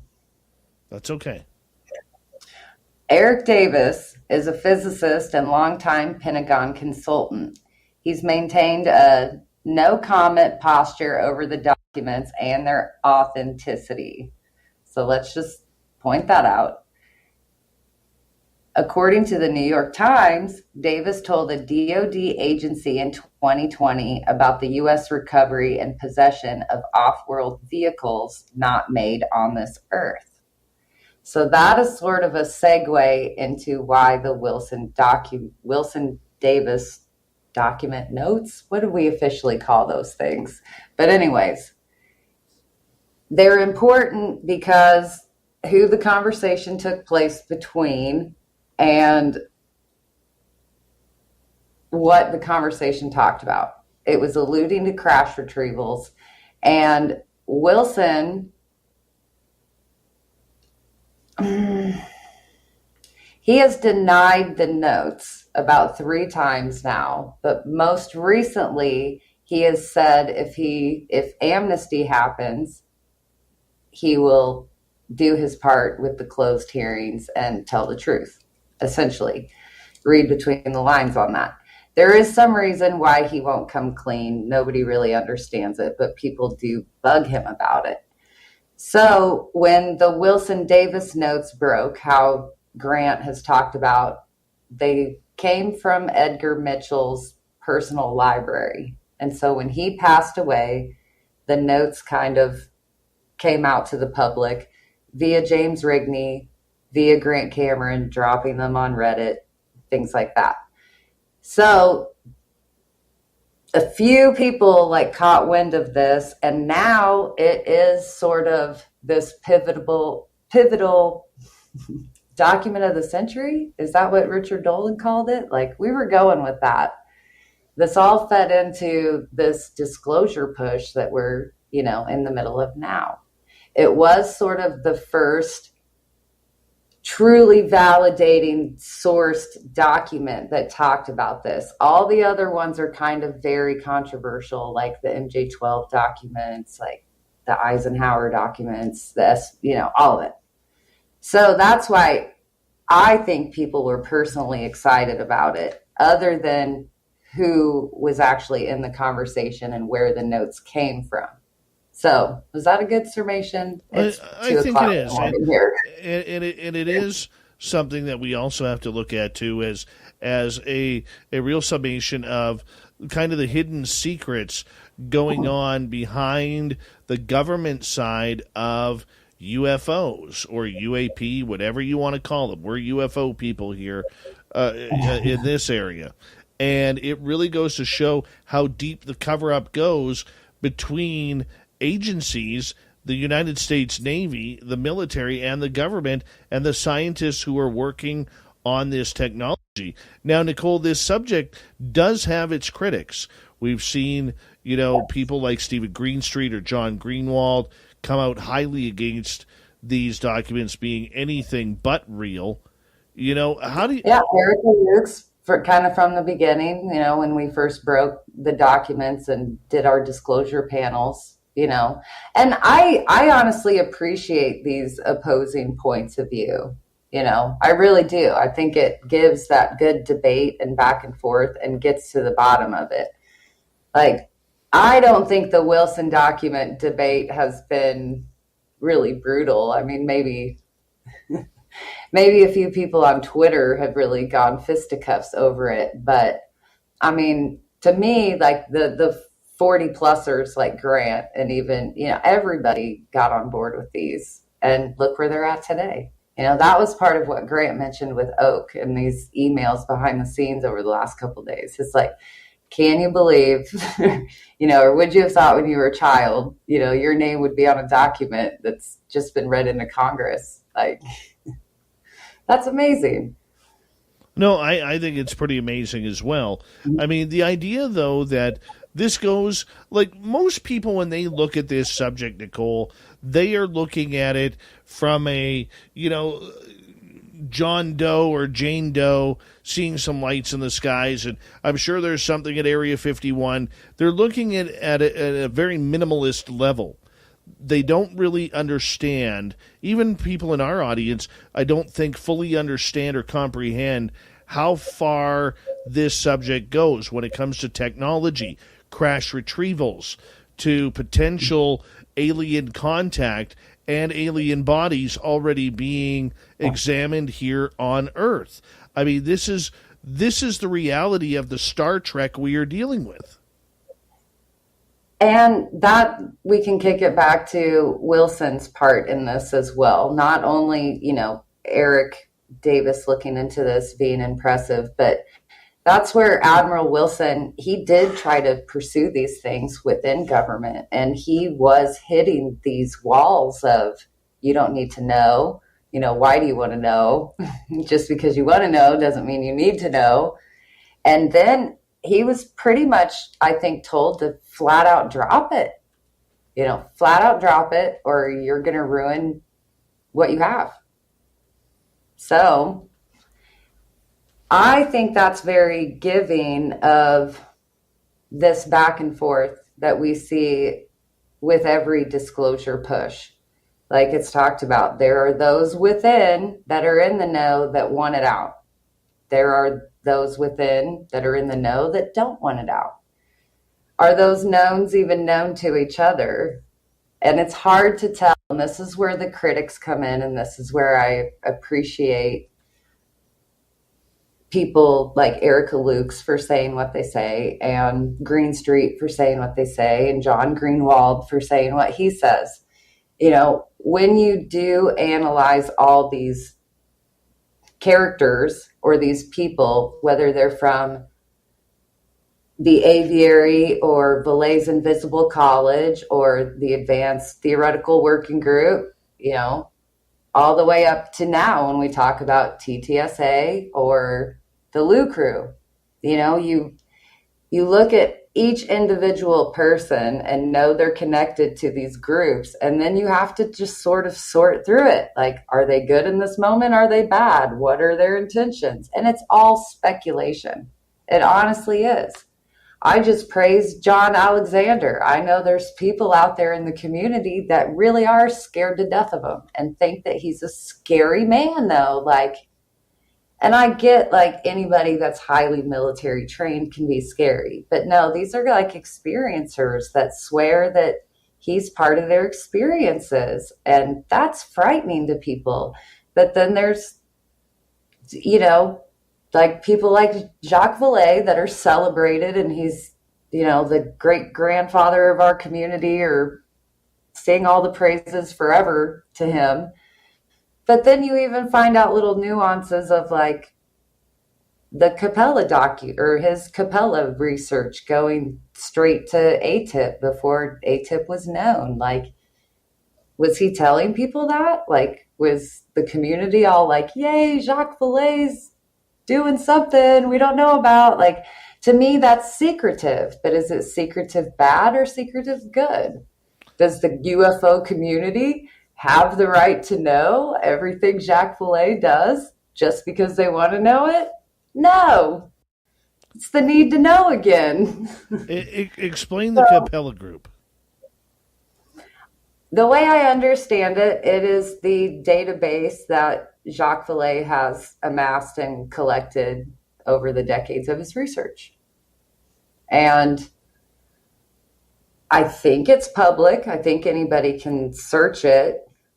Maybe. I'm not sure. I haven't dug that far into it. But his 260,000, is that what it was? 260,000 observational cases were given to ATIP before it was outed. I want to ask you about that.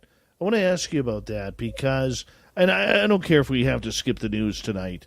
This is much more important because it is news on what's going on. Jacques Vallée comes out and says he's investigated 260,000 cases that he turned over to ATIP, which Lou Elizondo was allegedly still a part of. And we do believe that he did run the program. At least I do. Okay? Yet we're hearing in the DNI report of 2021 that there was 144 cases, and 143 were unknown. One was a weather balloon, coincidentally.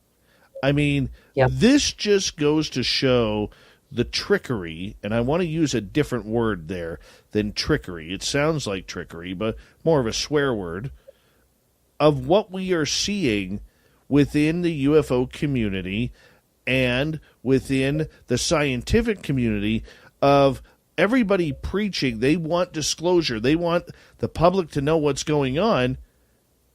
But nobody had ever heard about Jacques Vallée's 260,000 cases before. I think maybe they had, but it's just maybe been buried or, talked about in subgroups or something. This was on a bio for, I sent it to you. What was it from? It was a conference in France. Conference in France, yes. Yeah. So, pretty standard stuff. It's on a public bio. I had just never seen it read that way in the States, Me either. It's weird. We're going to move on because tomorrow night we have Grant Cameron here on this show talking about the Wilson documents, the involvement of a gentleman named Oak Shannon, who we've introduced you to. Thank you to Nicole Sackich for that. But I want to ask you something that came out this weekend that really caught the ufology off guard a little bit, and that revolves around a certain logo from the Office of the Director of National Intelligence. And for people in radio who can't see this, it shows an airliner, a jet fighter, a stealth fighter, a drone, all flying across from South America into North America on an angle. But way down in the corner, they've added a unidentified flying object, the classic UFO disc. Nicole, what was your first thoughts when you saw this? Oh, I can tell you that almost immediately because I texted my first thoughts. I sent them. And honestly, I was about 20 hours behind this news breaking by the time I was commenting on it. And so it did kind of crack me up a little bit, but I'll have to edit out my own cussing. I said I was going to smart aleck something about a classic daylight disc or a cigar, or that a Tic Tac might have been better option than a domed sports model. But then that blue triangle up top keeps my smart aleck comments to myself. And I will say, when you zoom in on the blue triangle, it's got those two little things on the bottom. So that's interesting. And what you called a drone, I call a satellite. That's a satellite. Okay. That's a spy satellite spying over the Midwest, according to where it's located. And that UAP is in the Pacific Ocean. Not where Catalina Island is, but your eye is kind of directly kind of in that area where you're like, what? No, they're not meaning that specifically. But honestly, this has been removed.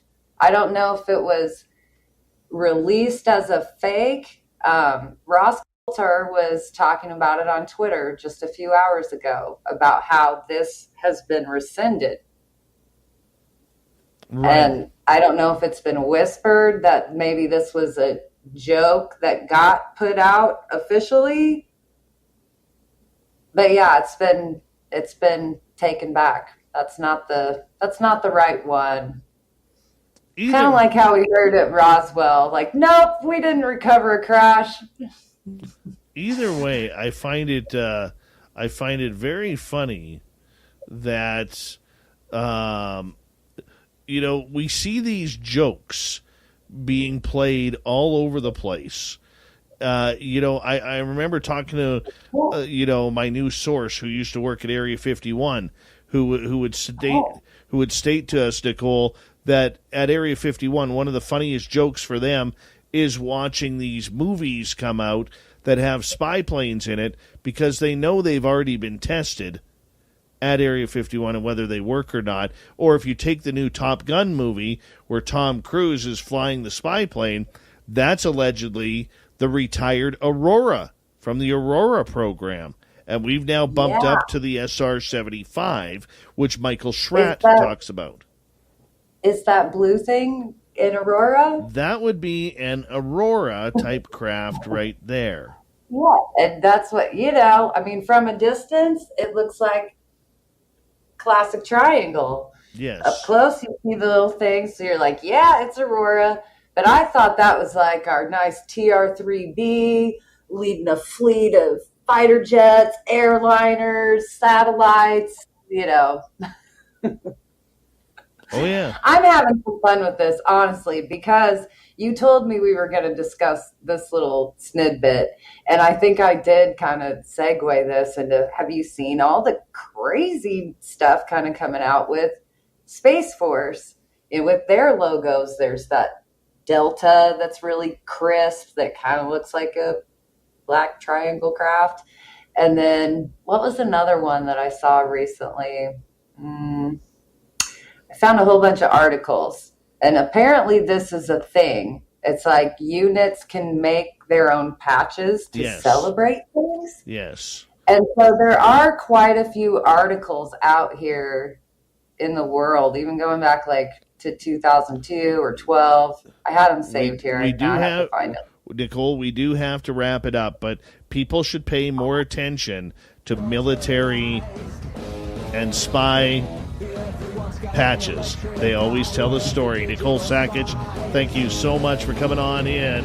We've got Mr. Ron Bumblefoot Thal rocking in the background with Little Brother is Watching. Bumblefoot is the official music of Spaced Out Radio, rocking us in and out of every single show. Get your horns up for the guitar god himself. Special thanks to everybody listening in at home, at work, in your cars, wherever you may be.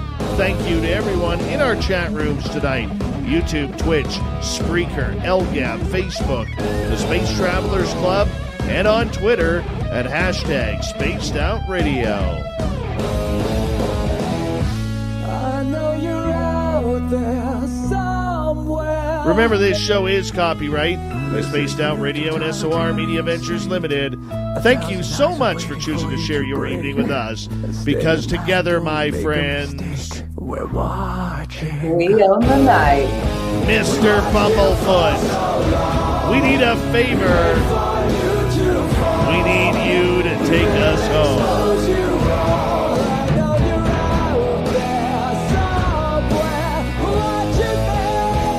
Yes, the Woo Train has docked for the night.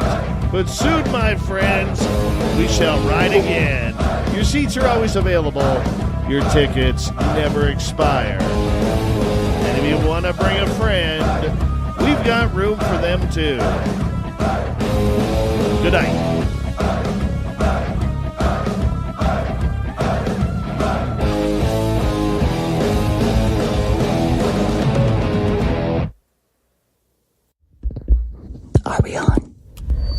Welcome, my little ugly duckling, to your emergency makeover.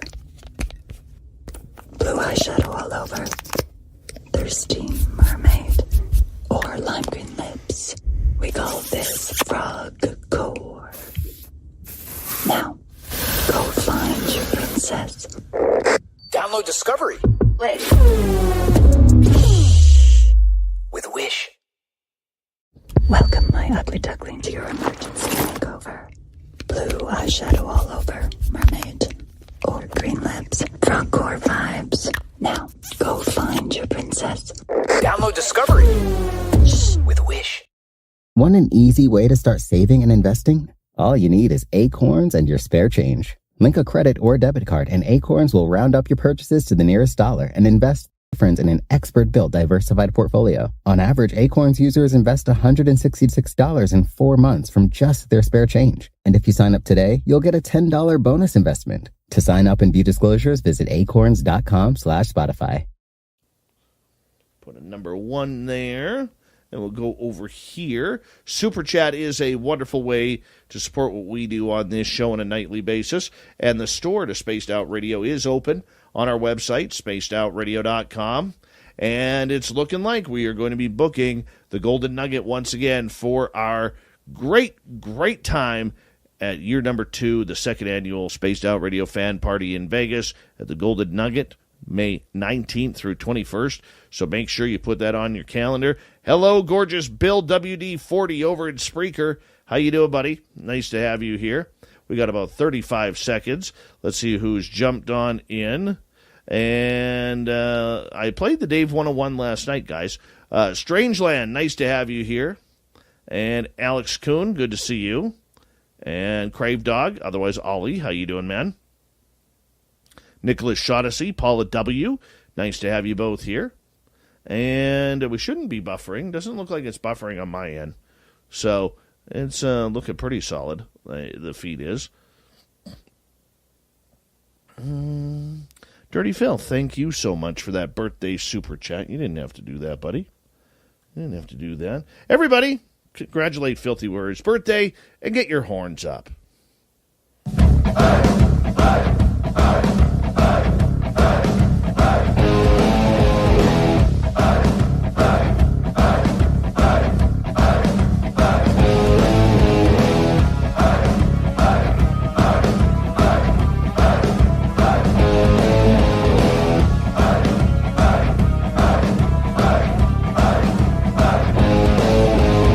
Mountains of central British Columbia to you listening around the world, this, my friends, is Spaced Out Radio. I am your host, Dave Scott, sitting in the captain's chair of SOR headquarters.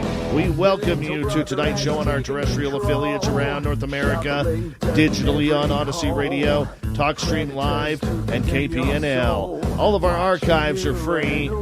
Join us at youtube.com/Spaced Out Radio. Do old Davey the favor, hit that subscribe button. You can follow us on Twitter at Spaced Out Radio, Instagram at Spaced Out Radio Show, and on TikTok at Spaced Out Radio. Our website is spacedoutradio.com. We have a plethora of features for you, including rocking out to Bumblefoot, reading Shirky Poo's Newswire. Check out our swag as well. Tonight's show is brought to you by Chive Charities. Help the world 10% happier by visiting Chive Charities today. You can find them on our website. All right, we've got a great show for you tonight. Michael W. Cook talks about Sasquatch and barbecue sauce. Can the two intermix? What does Sasquatch taste like? We're going to hopefully find out tonight. Then in hour number 3, we're going to head to the swamp for another great story from Swamp Dweller. Terry Hall is filling in for Tim Senor on the UFO Report. And later on, Shirky Poo has the news. Founder of Cook Cryptid Research and Sasquatch Barbecue and Hot Sauce, we got our guest tonight, Michael W. Cook. 20 years researching Bigfoot, stemming from a face-to-face encounter with a Sasquatch on a riverbank in southeast Kentucky when he was just 16 years old. Michael has dedicated his life to cryptozoology and the pursuit of answers through scientific means. Described as one of the most open-minded researchers out there, Cook has a resume that is full of experiences and collaboration with some of the best-known researchers this planet has to offer. It's his first time here on Spaced Out Radio. Michael W. Cook, thank you so much for joining us. Welcome to SOR. How you doing, man? I'm awesome, Dave. How are you? I am just fantastic. And you know what? There's nothing better than having a good night of cryptid talk, and that's what we're going to do tonight. 16 years old. What happened when you were 16, my friend? Oh, Lord, 16 years old. That was 20 years ago. I skipped school one day and went fishing, and a large bipedal, 8 foot tall, every bit a 400-pound creature rode off the hill in front of me, and then out of myth and into reality. Changed my life forever. So that morning, when I was fishing, I kept on hearing something move across the ridge across from me. And I thought it was squirrels or maybe a deer or something like that at first. But this thing took a wrong step. It tripped, it slipped, it done something. And it ended up in the river right in front. Oh, hold on one second, buddy. Your microphone cut out there for a quick second. So it slipped into the river? Yeah, it slipped off the ridge and into the river. And when it landed in the river, all I saw was a big ball of fur first. So I thought automatically it's probably a bear. Logically thinking, I'm a very logical thinker, even in today's standards, with what I do. But I kept on trying to rationalize this was a bear. And when it stood up, it put its hands up like this and wiped its eyes out. And it made its way across the river to the other side of the bank, pulled itself up, and it stood there and shook off like a big dog would, but with human characteristics. So this thing was taking its hands and just kind of streaming the water off of its fur. And several minutes passed by as it was drying off, and it never really did what you say, notice me at first. And it wouldn't until it started to walk up the hill. I let out a sigh, and, I think that was the first breath I took in several minutes. And, just a normal sigh, like like that. And it stopped. And it looked over its shoulder at me, and it squared up with me. And it took a real deep breath and let out these hard, guttural grunt scream kind of things. And after about the third or fourth one, I figured out how to run. And I made my way to the car, and I sat in the car for a long time, actually. I started to say several minutes, but it was long. It was a lot longer than several minutes. And knowing this thing was probably right there behind me or around my car, trying to figure out a way to get in. And it wasn't nowhere around me. In fact, it made its way on up the ridge line back into the woods from whence it came. And it let out these screams that were just this hard screaming that was going up on this ridge. And I ain't gonna lie to you, I sat there and cried. I couldn't believe it. So after the fact, it quit screaming, and I went down the river and got my stuff and came back and got in the car and left. I had full intentions of telling my mom and dad what I saw. When I got home, I went to tell them, and I couldn't tell them. I was afraid they'd call me a liar or that I was crazy. So I kept it to myself for about a year. And after a year, my dad and we were watching Unsolved Mysteries one night. And I think Robert Stack was the host. Every time you hear that Unsolved Mysteries theme music and then hear Robert Stack, something bad is getting ready to go on. And so he gets on there and he's talking about, every now and then, for the most part, it was missing persons or maybe unsolved murders or something like that, cold cases. But every now and then they would have something like Bigfoot or UFOs or Loch Ness Monster, something like that on there, I guess to appease to a certain audience. And that night it was Bigfoot. It was the legend of Bigfoot, it was the Unsolved Mysteries. And they played a clip that was from the Patterson-Gimlin film that happened in 1967. Yes. And you played it on the first of your show there. So when Patty turns and looks over at Roger and Bob,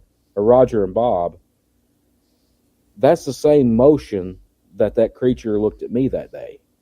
And, looking back, it was very similar, but different looking creatures. The first Bigfoot I ever saw did not look like Patty. It was a slender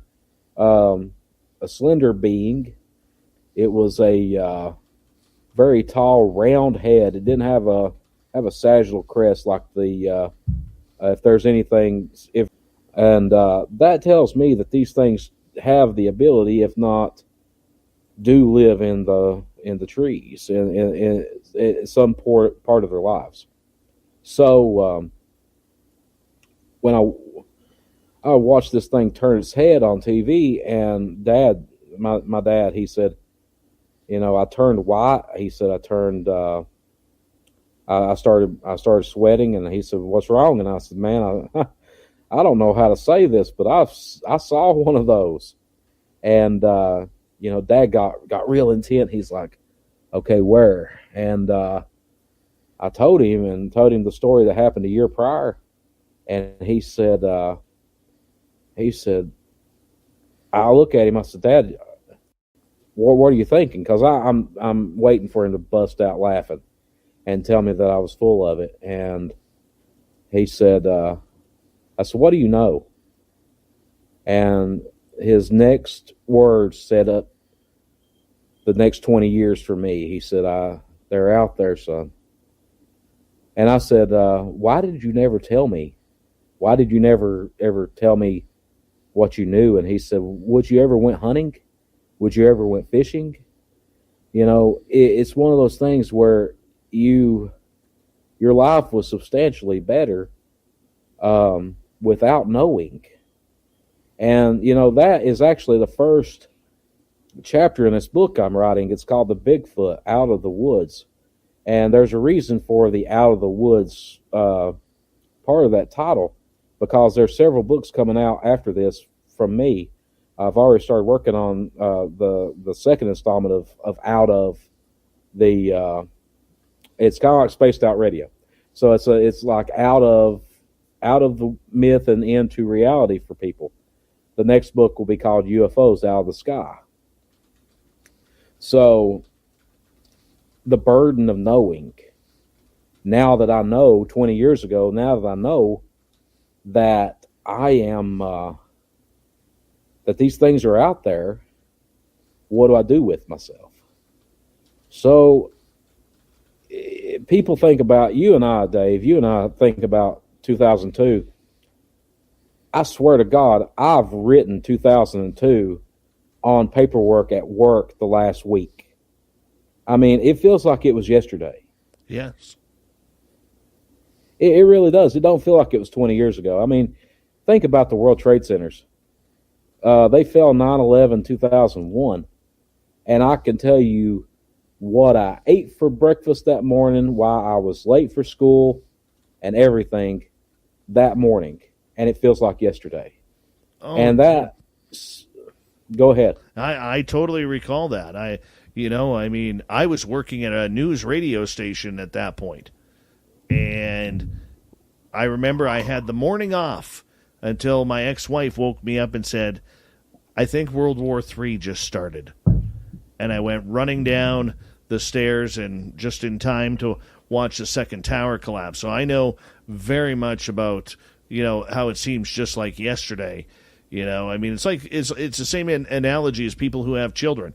One day, they're just born, and the next day they're getting ready for college, moving out, and getting married and having their own families. I mean, it happens all in a flash of an eye. Oh, yeah. I've got a almost 14-year-old son who's going on 25. I guarantee it. He calls me earlier, and he talks to me like a man. I mean, and I cannot fathom that. I feel like I'm a pretty intellectual individual, But for my own son, who is supposed to be in diapers, is calling me and saying, "Hey, Dad, how was work today, buddy?" And just going on. It's weird. It's the weirdest thing. But with the Bigfoot experience that happened back then, I can close my eyes right now and remember everything, every detail that happened that day. And the craziest thing is more people had that same experience or similar experience. A friend of mine, his name is Ed Brown, and Ed, he used to host a YouTube show called Sit Down with Ed Brown. And the first time Ed and I ever met, he contacted me. He said, I need to interview you because I've had 3 more stories, 3 more encounters, eyewitness reports, whatever you want to call it, that happened in that 50-mile vicinity of something similar in looks as to what you saw. And come to find out, there were 3 more people that saw the exact same creature that I saw. Now, that's pretty rare. I mean, even given today's standards, I mean, statistically speaking, that's 1 in. I'm a statistics guy, by the way. I'm a numbers guy. Statistically speaking, that is 1 in 852,000, I believe. Somebody go ahead and fact check me on that. 1 in 852,000 chances that 2 people could have the same experience, but 3, that's astronomical. Not the same experience of it rolling off the hill in front of them, but the same characteristics, the same overall look to this creature within a 50-mile radius. So go back to 2002. I'm a kid. I'm 16 years old, and I didn't know anything about it. As far as like, what are they? What do they eat? Where do they live? And all that stuff. I didn't know anything about that. So I joined this organization. I'm not going to mention the organization, but those who are in the Bigfoot community, paranormal community, you kind of figure out who I was with at the time. However, I don't have any bad blood with this organization. I cut ties when they refused to acknowledge the supernatural aspect of these creatures. 10 years into this organization, I found myself interviewing eyewitnesses and all this, to be told we can't put that on the database. We can't do this. We can't do that. Why not? Because we'll be laughed out of the community, is what they would say. So fast forward 20 years later, I find out that, yeah, they've been taking these supernatural encounters very seriously, and they have been actively investigating these supernatural occurrences. That's not what I've heard. I've heard from recent members that they are still editing those and want nothing to do with those type of reports. We're talking about the Bigfoot Research Organization. Yeah. Hey, there it is. Name drop time. BFRO. I was the Eastern Kentucky field researcher for the BFRO for 8 years, minus 3 years as apprentice or liaison or whatever you want to call it. Every time I would have a supernatural report, they would dismiss it and say, but we just go ahead and file it and send it to us. So I'd send it to them, and then all of a sudden it wouldn't end up on the database. I can actually recall probably 300 sightings that I personally entered into the database that never made it to the BFRO.net. Mm-hmm.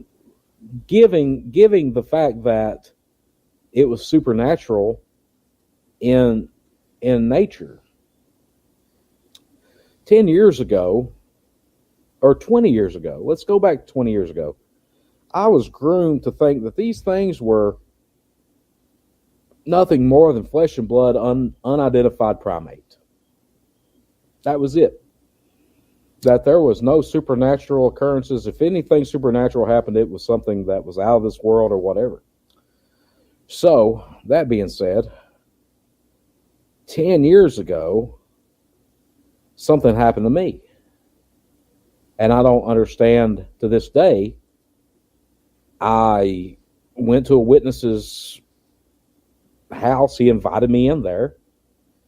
And that night I was leaning up against a tree. I told this story on Coast to Coast. Whoever is watching or listening, I told the story on Coast to Coast AM last week. So I'm leaning against a tree. It's the middle of the night. It's 2:30, 3 o'clock in the morning. And I hear in my ear, right here, in this ear, right ear, this, And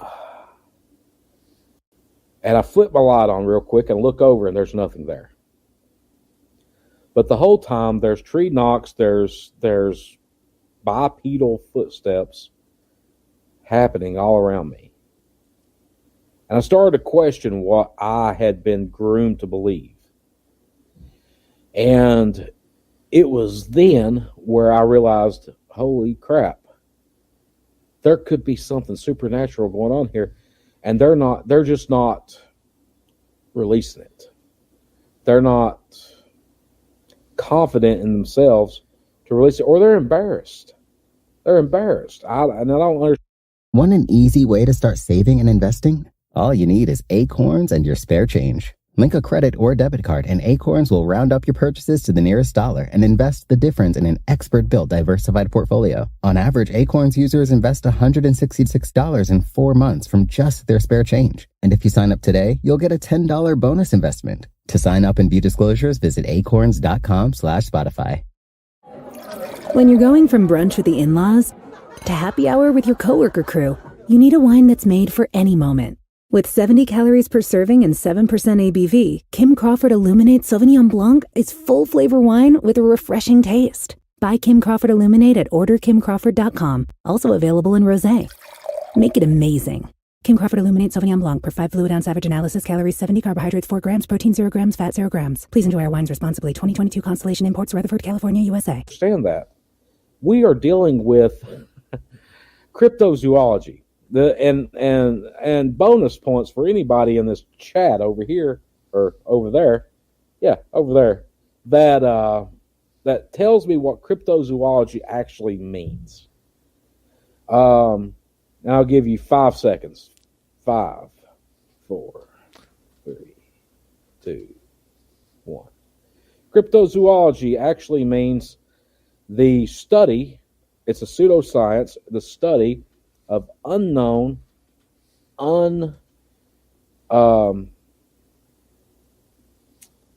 documented animals and or extinct animals.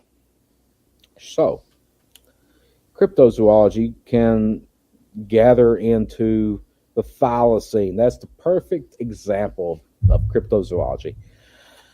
The thylacine, or so many people know it as the Tasmanian tiger, went extinct back in the 1930s or 40s one.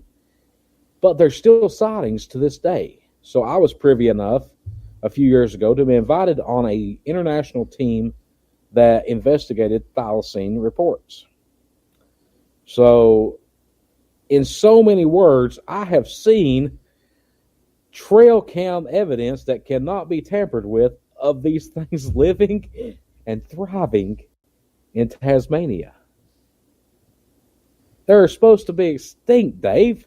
I would love to see that. I think that of all the creatures on this world that are said to be extinct, I think the Tasmanian tiger is still out there.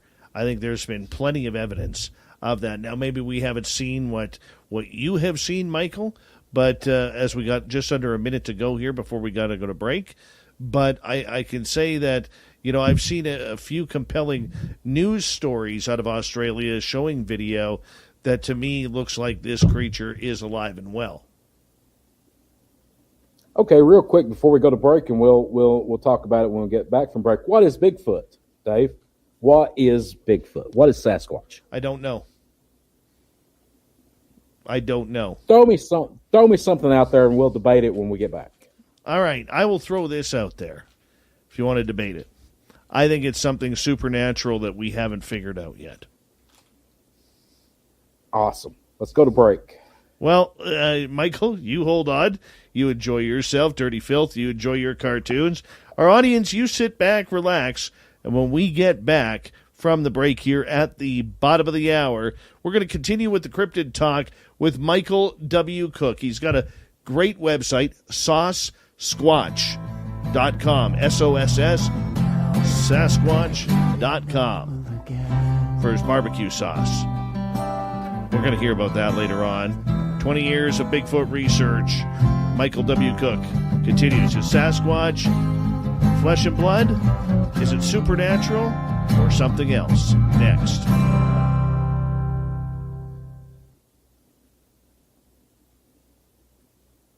All right, there we go. We're clear. So just so you know, Michael, our YouTube audience and our podcast audience can hear us. Just the radio side cannot.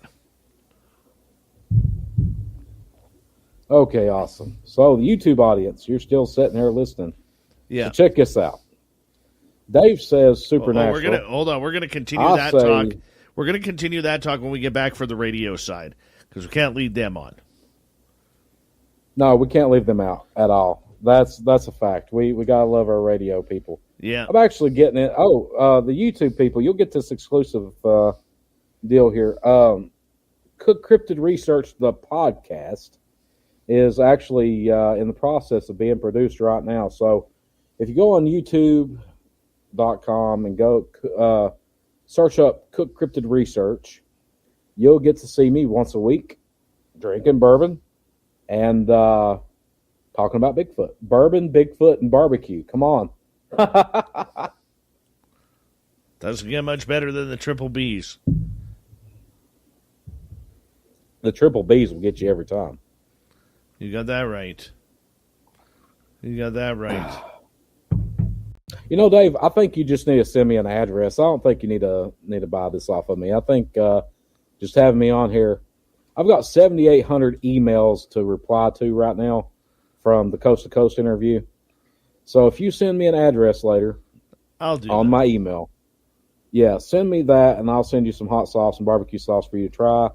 If you like it, all you got to do is, I don't know, say something about it on this syndicated podcast or whatever. See that? You know, throw your brother a bone. See that bottom shelf over there? I do, yeah. That's all hot sauce bottles. Oh my God. This hot sauce, man, let me tell you something. The hot sauce is the hardest thing to make.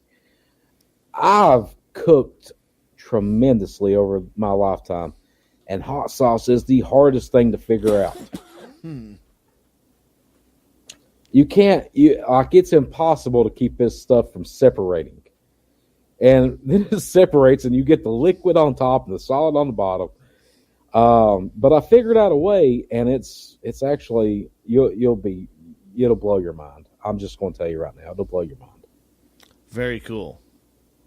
Very cool. Can't wait. I'm actually, and the YouTube people can still see me. So, hey, give me a thumbs up. Give me something. I can see the chat over here. Folks, this is barbecue sauce. I mean, I am 250 pounds of chisel steel and sex appeal. I know what good barbecue is. I know what it is. And I have perfected the barbecue sauce line. That's just how it is. I mean, and there is a very good chance you will see me putting these skills to the test on a future season of a very Fox show. Oh, very cool. So, yeah, I got the phone calls and done the interviews, the Skype interviews with the production team and stuff. So it's overwhelming, but it's everything that I've ever worked for in my life. Good for you. Good for you. We got about 1 minute to go here. So,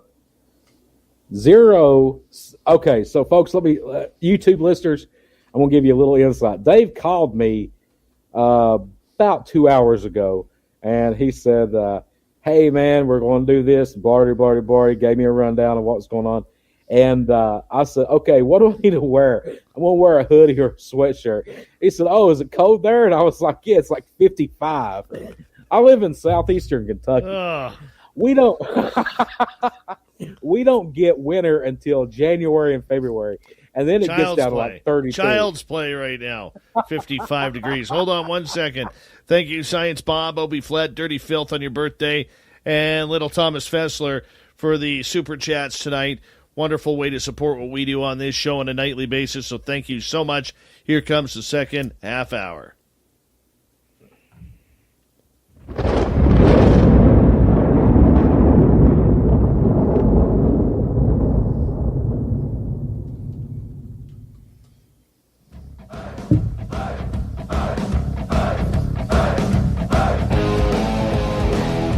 Second half hour of Spaced Out Radio is now underway.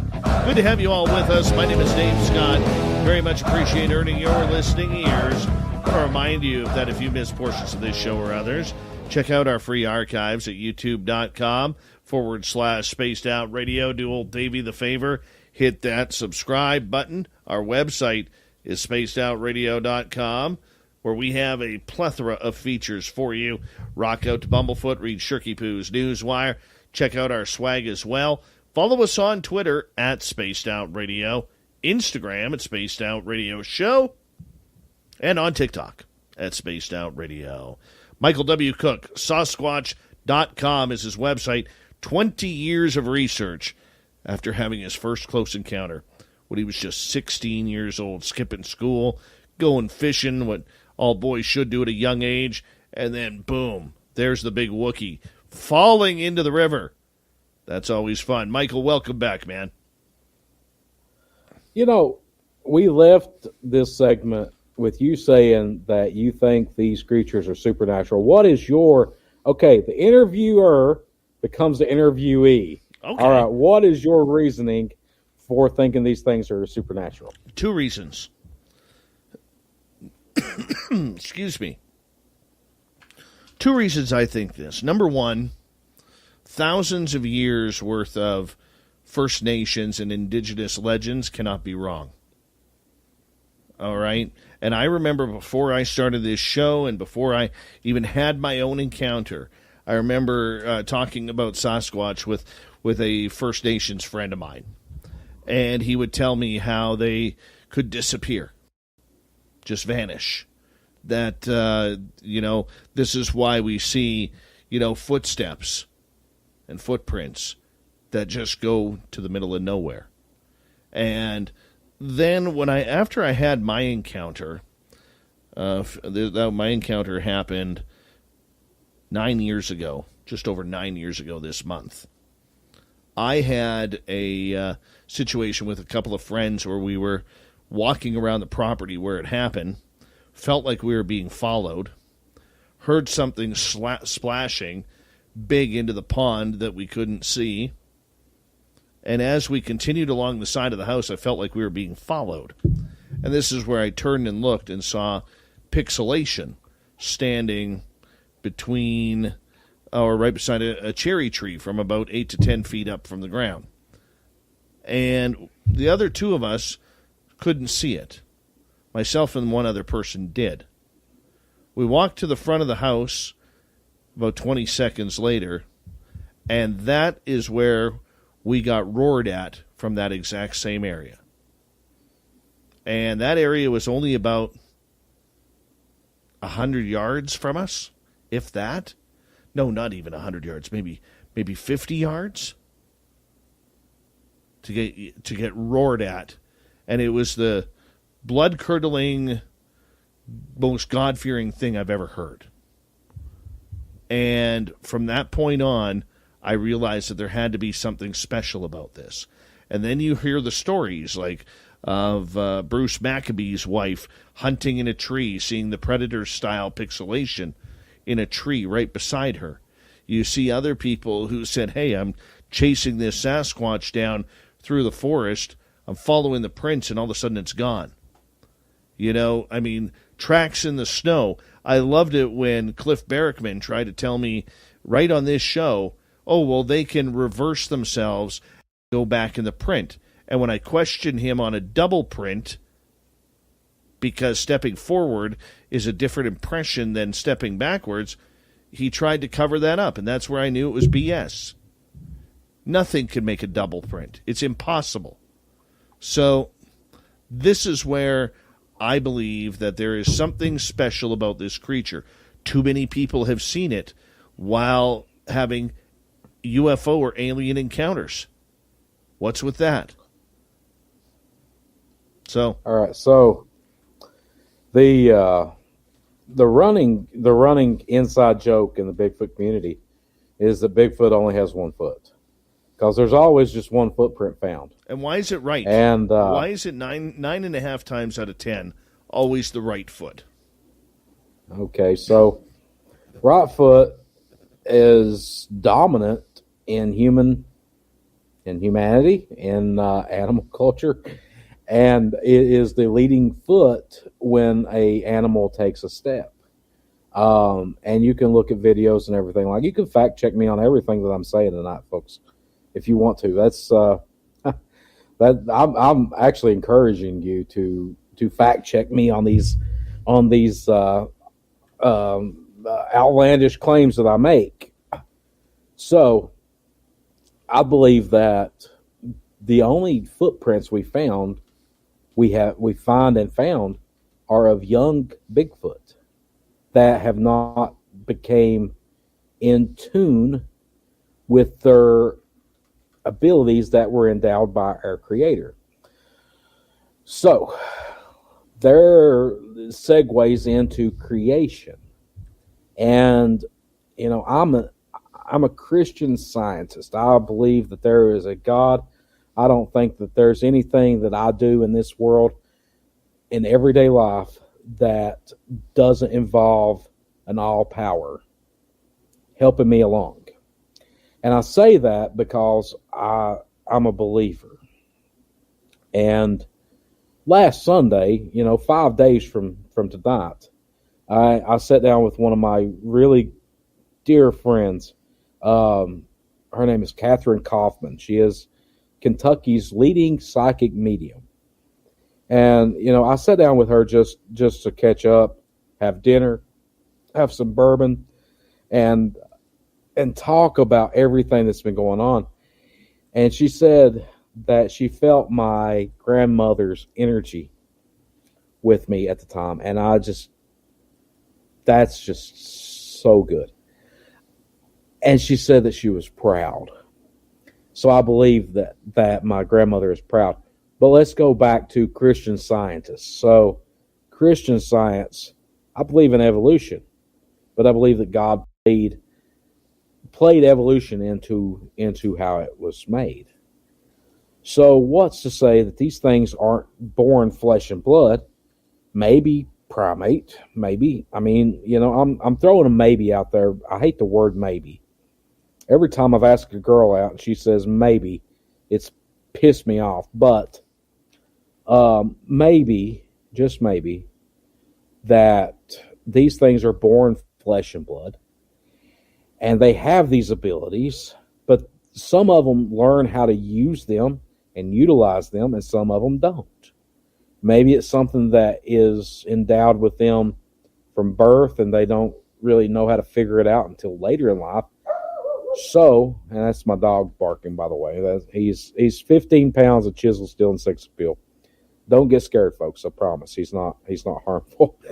But his name is Roscoe. So give a shout out to Roscoe. He don't have long left on this plane of existence, but I will see him on the other side sometime. Anyway, these creatures are born flesh and blood, in my opinion. are born flesh and blood, and they either figure out how to utilize these abilities that they are endowed with, or they don't. It's just like humans, psychic mediums,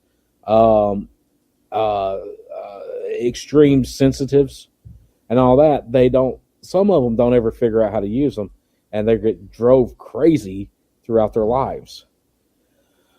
So, when you see one footprint, it's assuming that's probably a young Bigfoot or Sasquatch, whatever you want to call it, and he hasn't figured out how to not make that footprint. Patty, let's go back to the Patterson Gimlin film. So, what's your take on the Patterson Gimlin film, Dave? Definitely real. Definitely real. What? Okay, I'm going to ask the one question that you're not supposed to ask. Boobs. Boobs. No, I mean, let's explain for people who may not be listening or understanding. In the Patterson Gimlin film, there's always been great debate on whether or not the creature was or is real. But the one thing that is for certain is there are a number of people out there who will tell you that you can tell it's a female Sasquatch because when they slow down the film, you can see breasts. And you know what? I don't look at that Patterson. I think the biggest mistake that we make, Michael, with the Patterson Gimlin film is we're looking at it in a 2022 perspective and not a 1967 perspective. When we look at it at a 2022 perspective, okay, we know that we have the technology to create bodysuits. You know, if we want to play a joke and add breasts to it or something along those lines, we can do that very easily. We can make costumes look a hell of a lot more realistic than we've ever been able to over the last 100+ years.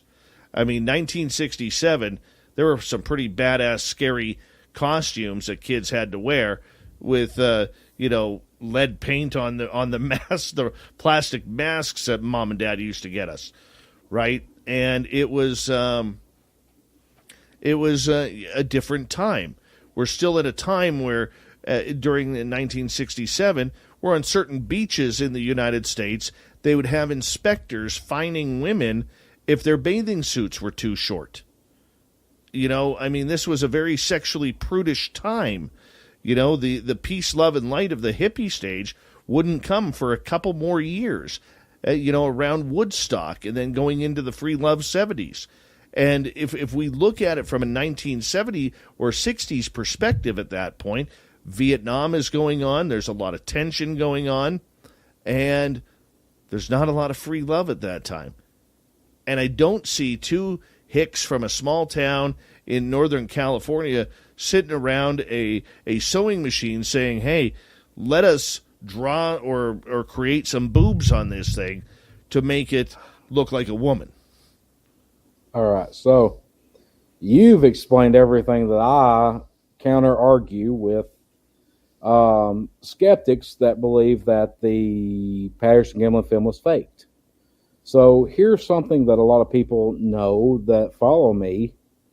I was there in 2018 with a researcher, colleague, friend of mine, Jeff Ellis. He has passed since then, and if I can for just a second, let me say this before I go into this. Jeff Ellis was a plethora of cryptozoological.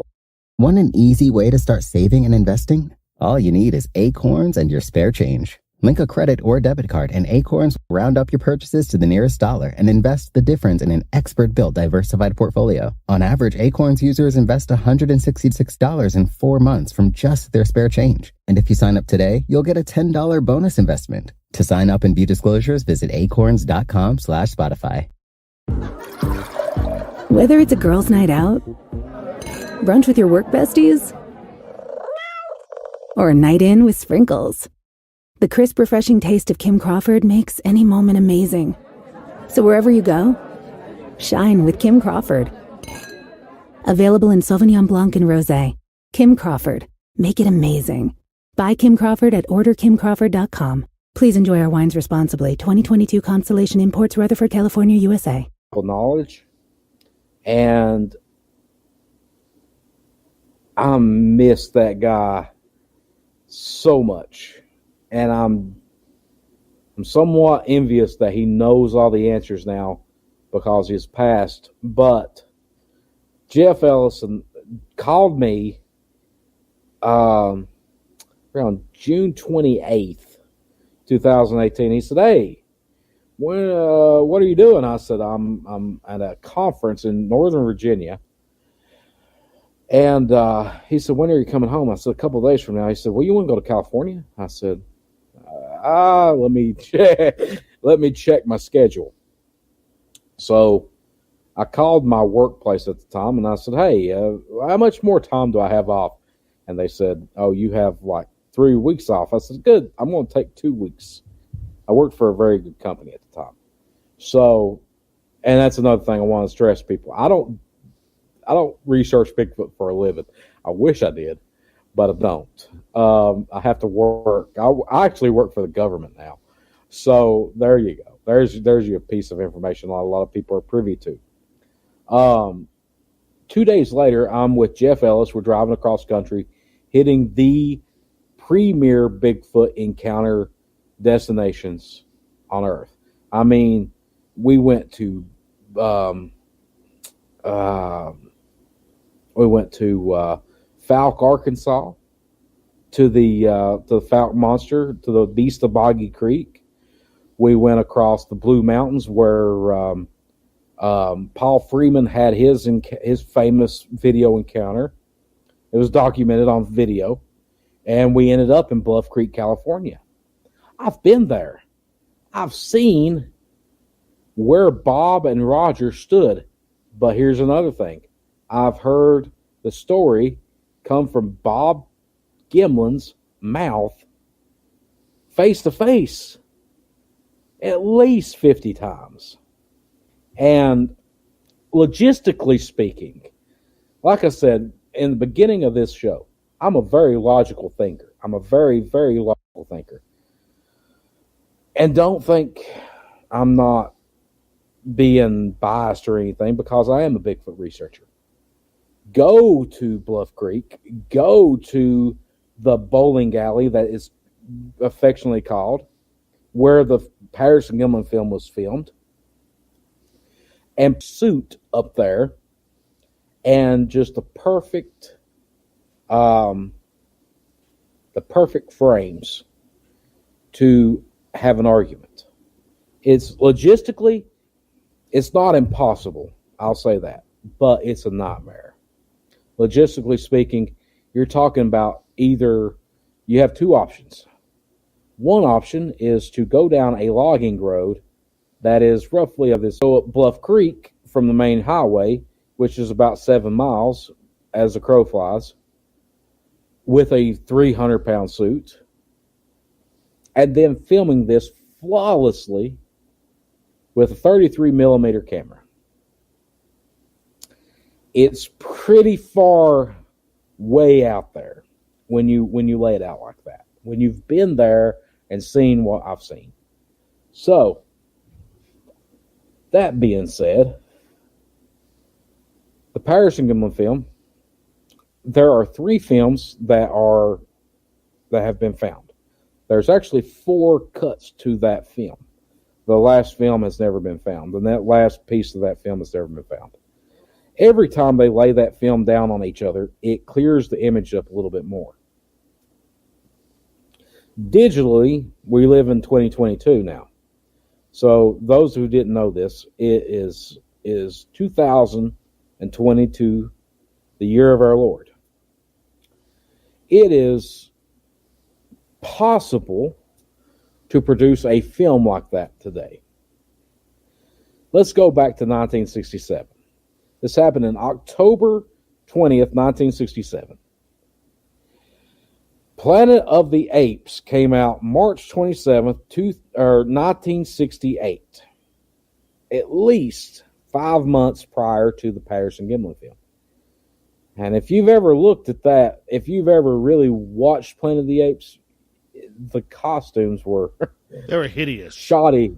Yeah, they were shoddy at best.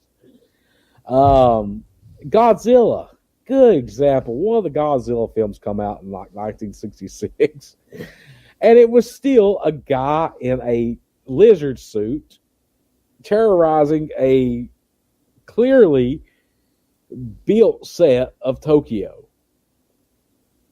I mean, it's not that hard to figure out. Like Dave said. Okay, so Dave says that the breasts. Let's focus on boobs for a minute. So sex sells today. Sex sells actually very well today. If you look at any advertisements for cologne, what's that one that Johnny Depp does? And it shows his. By the way, he is a Kentucky boy, and that's the only reason I use him as an example. It shows his sexy pirate-looking self doing what he does, and it sells. It just sells. 67, yeah, I mean, we were starting to get in the feminist age by then, but we wasn't fully embracing the feminism of America at that time. So putting breasts, and if you ever listen to Grover Krantz has a very good interview about the Patterson Gimlin film, and he goes into great detail of these pendulous, bustling breasts of the Patterson Gimlin Bigfoot. And it makes me almost want to think that Grover had some kind of weird kink. Everybody's got their kink, folks. It's nothing to be embarrassed of. It's 2022. I don't know how the world works anymore, so you all take it or leave it. I don't care.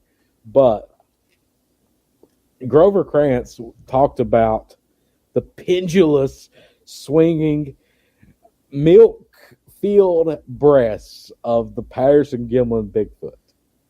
And if you ever hear that interview, it's not meant to be comical. It really isn't. But today's time, I still have the mind of a 13-year-old boy. I still laugh every time and giggle. So it's one of those things. So put yourself in that position, though. And you see, 67. Most people who, let me just jump in here for a second, because we got about 3 minutes to go. Most people who put themselves in that position, Michael, are not putting themselves in a 1967 position. They're well into the 21st century trying to say what is right or wrong. I agree 100%. 67, it was not culturally acceptable to talk about periods. A week ago, I had to have a conversation with a female on our team about her periods. And I said, hey, so listen, if you're on your period, it's probably not the best time to go in the woods because you are excreting pheromones.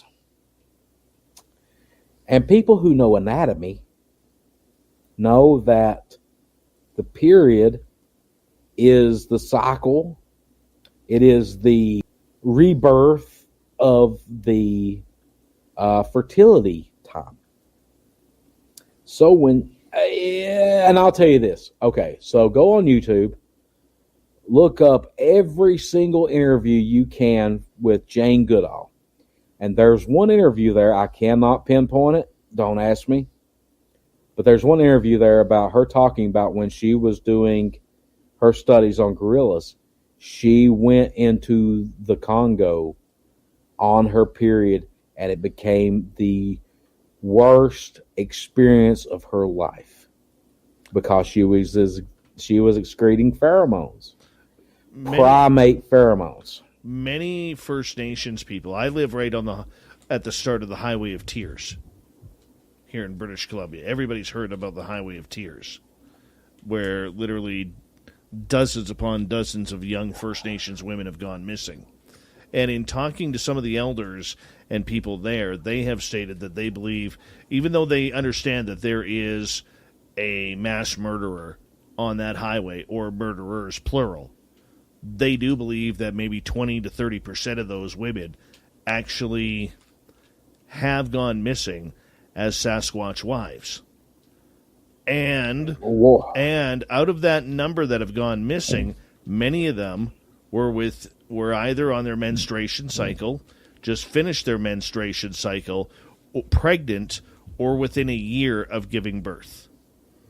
Like they've already given birth and it's less than a year after. And there's a strong belief up north of me of that's part of the reason of what's happening with these missing women. Well, even today, let's go into today's standards. Well, we only got about 7 seconds. Let's hold that. All right. Because focus on today's standards, folks. It is a little bit controversial, but this is seriousness. Even many women that I know going searching in the field of Sasquatch will not go at certain times because of their own pheromones. Spaced Out Radio's Hour Number 2 with Michael W. Cook continues right after this. Stay tuned.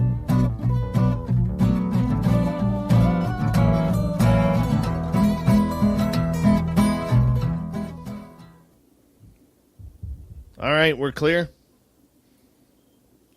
All right, folks. YouTubers. So check us out.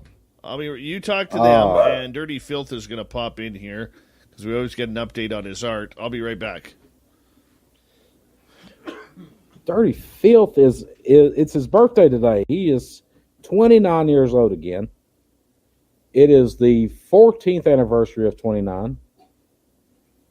And I'm currently, if the YouTube watchers, I'm watching this little turd over here. His name is Roscoe. And Roscoe is the Squatch hunting dog. Is that right, buddy?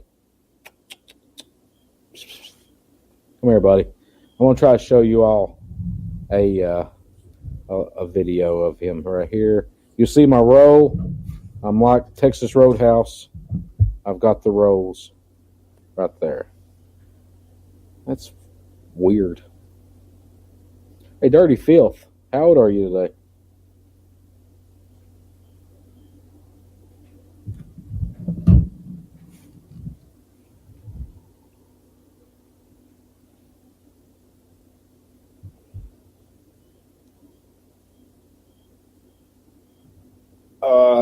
I actually see the chat, so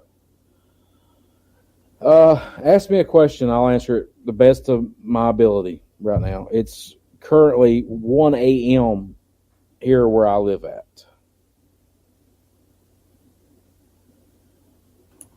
I was on mute. Sorry. I'm 37 today, Michael. You are actually 6 months, almost to the day, older than I am. I'll be 37 in March the 11th. That's pretty cool. And I forgot what else.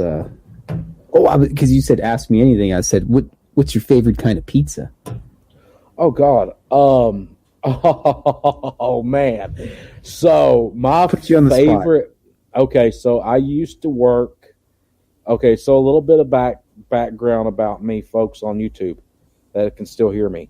I have a master's degree in architecture, and I studied in Chicago. So my favorite type of pizza is actually a Chicago deep dish. Just your regular peppers, onions, sauce, pepperoni and sausage. But it has to be so deep that I have to have a spoon and knife to eat it. So it's basically a pizza cake. Pretty much. I mean, a pizza pie. But I lived in Brooklyn for a little while.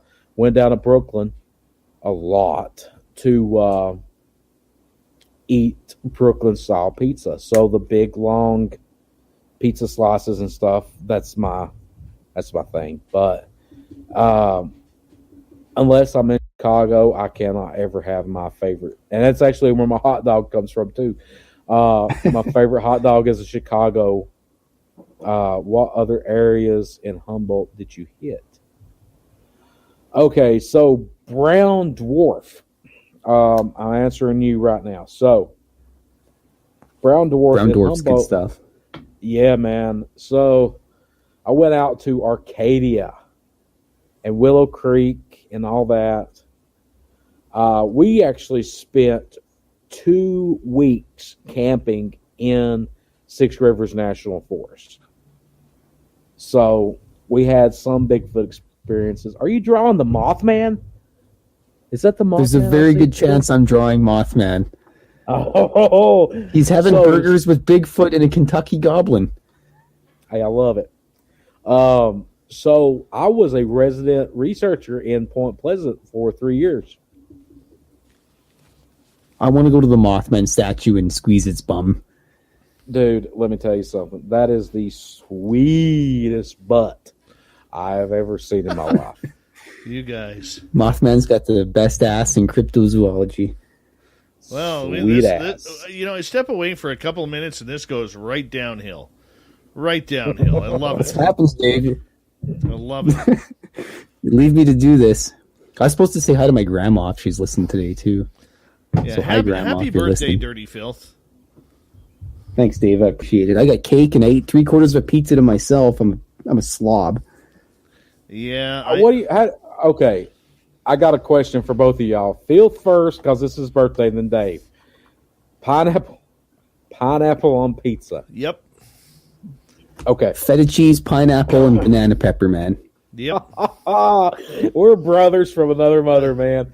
All right, we got 1 minute. I want to say hi to Shiny Ray, Mr. Gray Owl. Thanks for coming on in. Knight Rider, good to see you. And who else is joining us here late? And let's got a couple of questions here. Let's see who else has come in. Let's see. I want to say also thank you to Science Bob, Obie Flett, Dirty Filth Ed, Thomas Fessler for the super chats tonight. And yes, pineapple does go on pizza, Mr. Race Fan. Yes, it does. And it is fantastic. And it's also good for breakfast for dinner because you get you get your fruits too. All right, we got like 5 seconds here, guys. I'm going to get you all to be quiet. We're going to get going here right now. You're listening to Spaced Out Radio with Dave Scott. Follow Dave on Twitter at Spaced Out Radio and on Facebook, Spaced Out Radio Show. Hour number 2 of Spaced Out Radio is now underway. My name is Dave Scott. Thank you so much for joining us. We really do appreciate earning your listening ears wherever you are on this beautiful planet we call Earth. Hi to everyone listening in on our terrestrial affiliates around North America, digitally on Odyssey Radio, TalkStream Live, and KPNL. All of our archives are free. Join us at youtube.com/Spaced Out Radio. Do old Davey the favor, hit that subscribe button. The Desert Clam has set the password for tonight in the SOR Space Travelers Club. Geoselenic. Geoselenic is your password. Use it wisely, Space Travelers, as the Clam sets the password each and every night right here on Spaced Out Radio. Our website is spacedoutradio.com. We have a plethora of features for you. Rock out to Bumblefoot, read Shirky Poo's Newswire. Check out our swag as well. Follow us on Twitter at Spaced Out Radio, Instagram at Spaced Out Radio Show, and on TikTok at Spaced Out Radio. Hour number 2 with our guest tonight, Michael W. Cook, Sasquatch researcher out of the beautiful state of Kentucky, looking for the big man himself out in the forest. And, Michael, one of the things that I want to get into this hour here is the fact that we have a lot of Sasquatch sightings followed up by UFO sightings. How many have you researched where the two have intersected?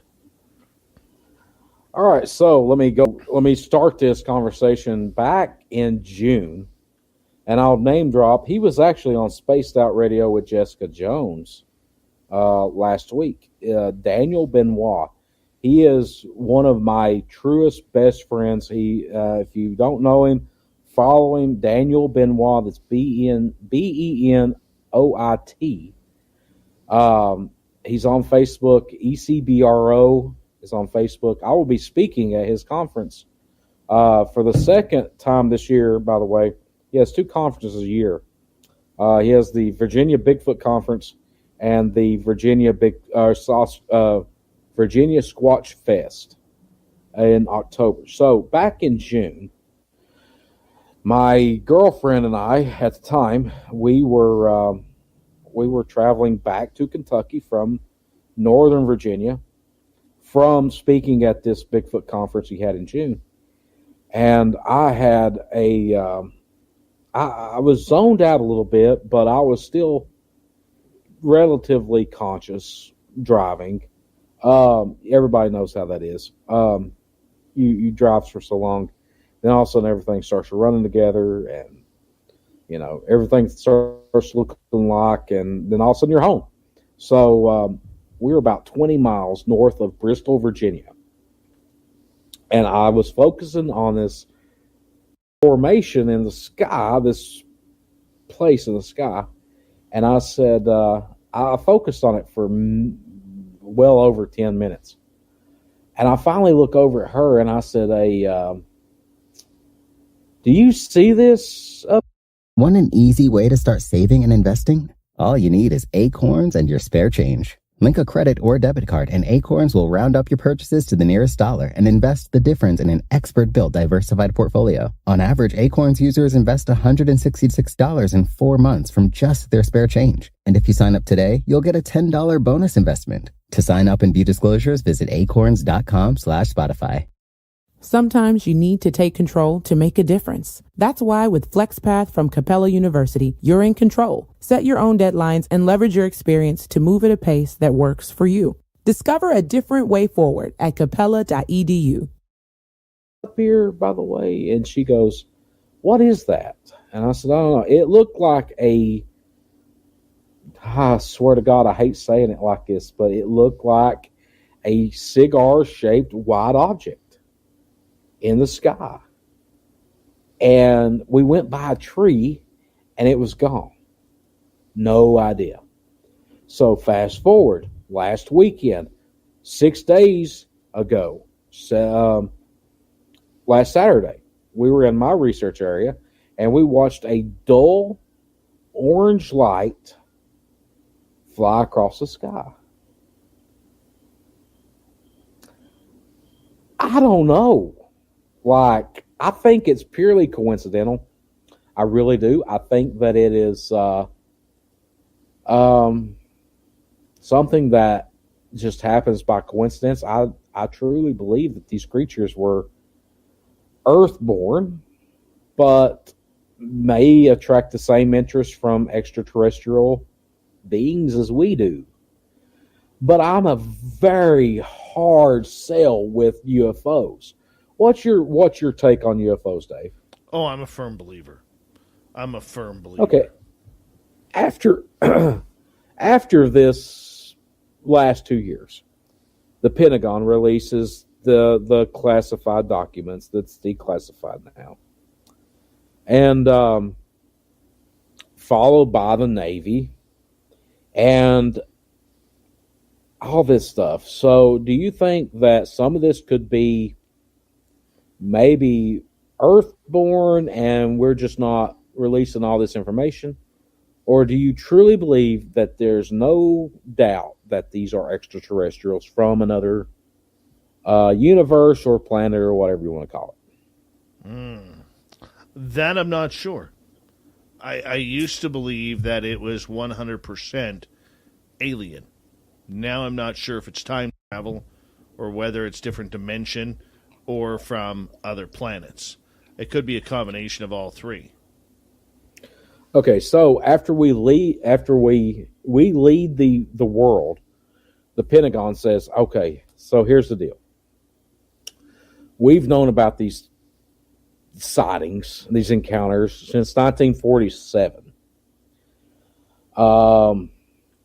Then Russia comes forward. Vladimir Putin himself comes forward and says, we've been having the same encounters with these crafts. And then Kim Jong-un, he comes forward and says, it's not us. We've been thinking it's the Americans this whole time. Iran, again, comes forward and says, we don't know what these things are. We thought they were you all at this whole time. We thought you all had some kind of supersonic abilities now and all this stuff. China comes forward and says, we don't know what's going on. So you have, what is it, an F-16 fighter jet that can comfortably fly, folks, at Mach 3, which is miles an hour. I'm sorry, but that's, if you travel, okay, those who are listening who ride motorcycle, I ride motorcycle. You ever travel 100 miles an hour on a motorcycle? It is extreme. You can't see anything. Your eyes are watery. Then all of a sudden the bike just starts smoothing out. That's probably the scariest part of the whole journey, when you hit 100 miles an hour. But we're talking times that by 16,000 miles an hour. So it's something. 1,600 miles an hour. These things are outrunning fighter jets. It's not, I mean, in today's times, we live in an age where we are talking live right now through the interwebs over to British Columbia. Okay? We're talking live. In real 50 time. years ago, that... Do what? In real time. In real time. 50 years ago, that was impossible. 70 years ago, it was really impossible. We're talking 73 years ago that the government started sightings. And one of the most compelling alien encounters would be probably Travis Walton's. He had one of the most compelling, believable... No.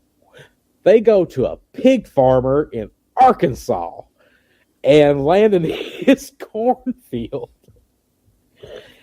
And 3 days later, he's on the news. I saw it right there, man.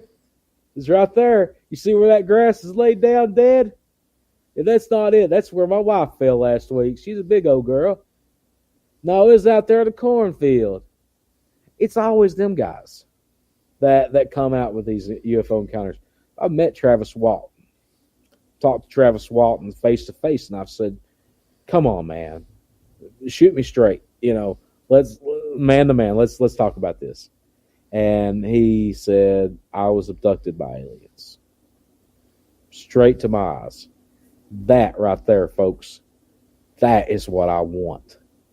Now, if you want to tie the two together, Bigfoot and aliens. So back, I forget what year it is. The incident happened on Chestnut Ridge in Pennsylvania.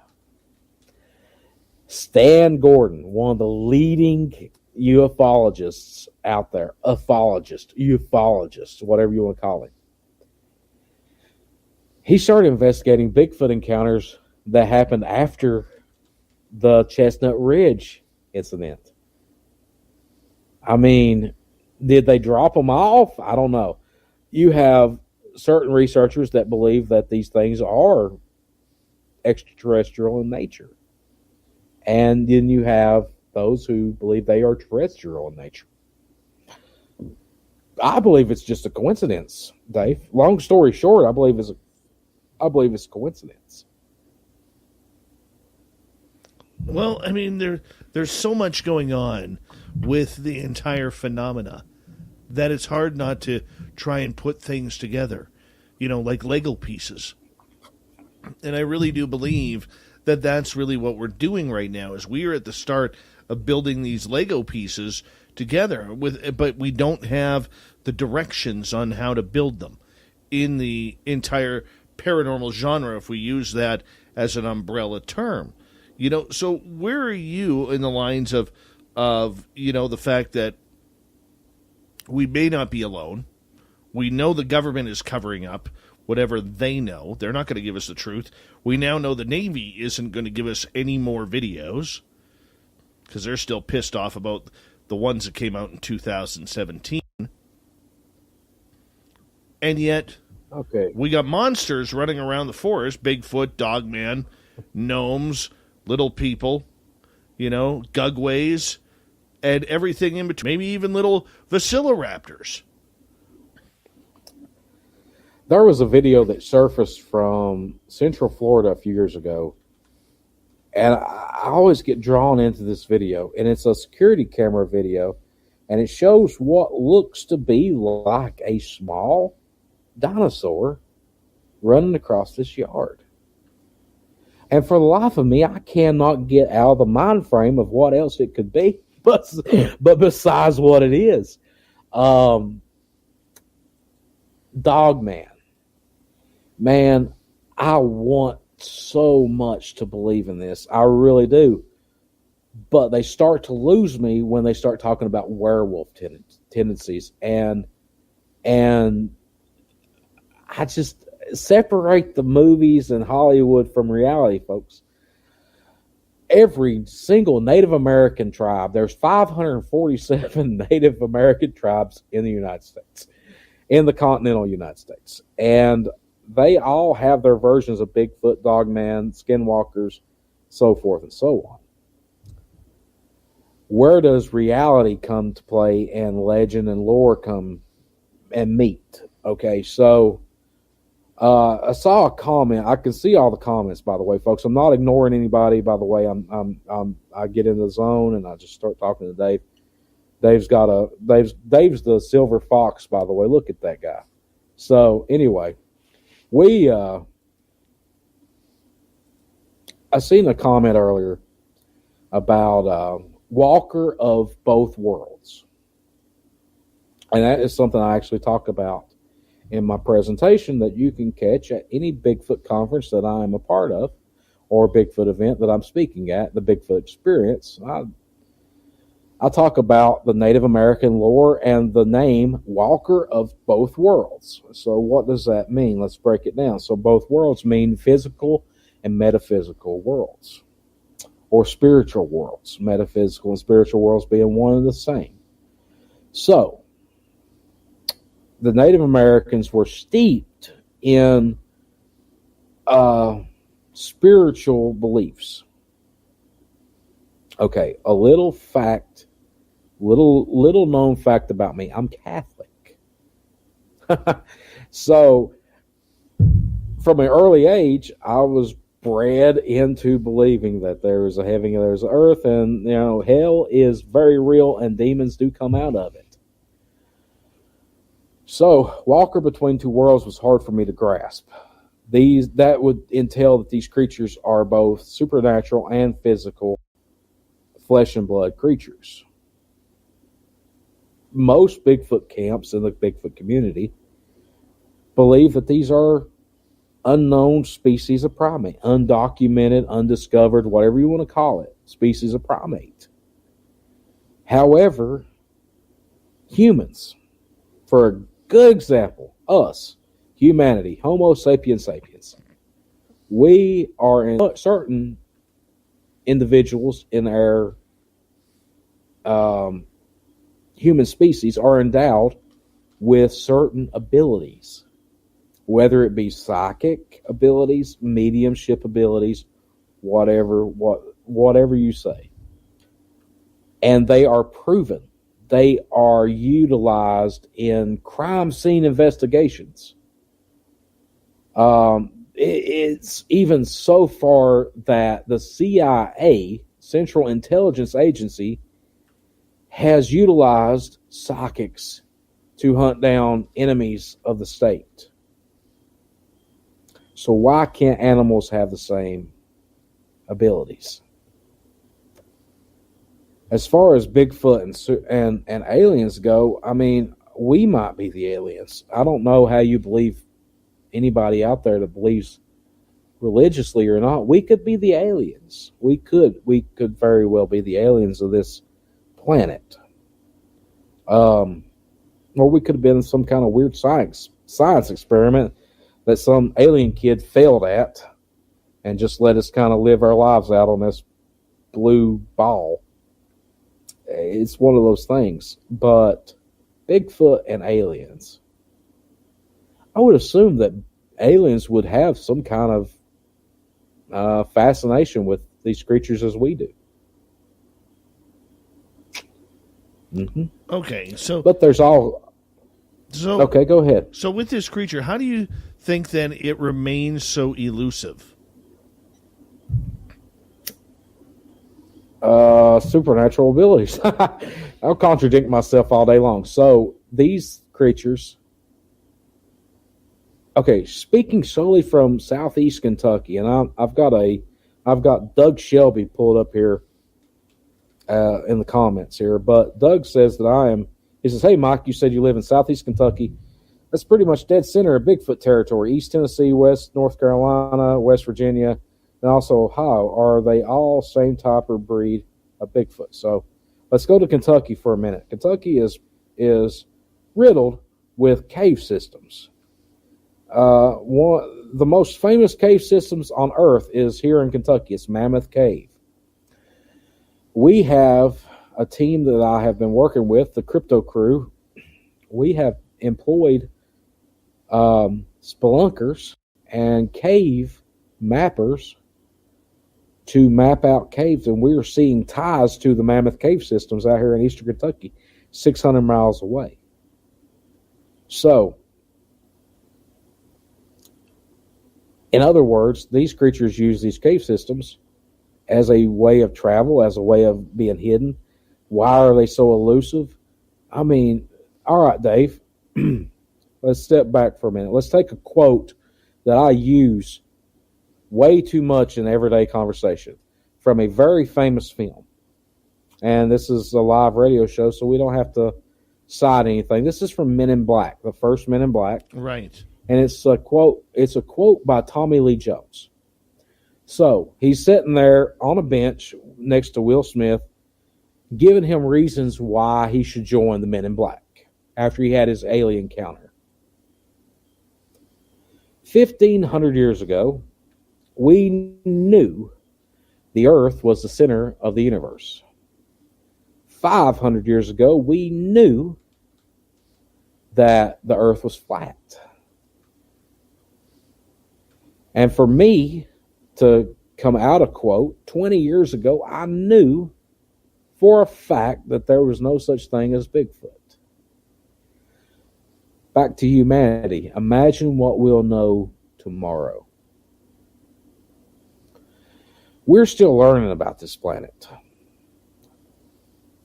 In college, I majored in history, so I utilize history a lot.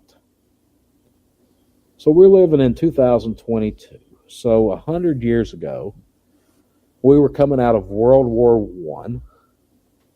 Airplanes had been around for 10 years. The Titanic had sank 10 years ago. So we're talking 1922. So we're in the midst of the Industrial Revolution. Not knowing what we were doing was destroying or hindering our future generations. I come from Southeast Kentucky. Anybody out there know what is prominent? The most prominent industry in Southeast Kentucky? It's coal. It's black rock that burns and is a source for energy worldwide. We are just now 100 years post, almost 100 years post of the Great Depression. We're just learning what's going on in this world. I mean, 150 years ago, we discovered gorillas. For God's sakes, I mean, something that we can go to the zoo and see every day. We can see gorillas. 150 years ago, you couldn't have done that. So we're just now learning how the world works, and we're on the forefront of technology as I speak. If the last 2 years haven't taught you anything about science and nature, I mean, I said it 15 years ago that it would be a virus that took out humanity. It would be something so microscopic. And we've lost so much in the last 2 years. And it's not comical at all. It's very real. On average, we discover 1,000 species. That's average. Could be more, could be less. We discover 1,000 species a year in the rainforest. In the rainforest alone. That's only in one country or a couple of countries, whatever. It's a rainforest. We discover 1,000 species per year. New species. It's just a matter of time till we discover this. Very true. Michael W. Cook, we got up till the top of the hour on Spaced Out Radio. More UFO cryptid talk. That's what we're doing till the top of the hour here on Spaced Out Radio. Stay tuned. We get more right after this.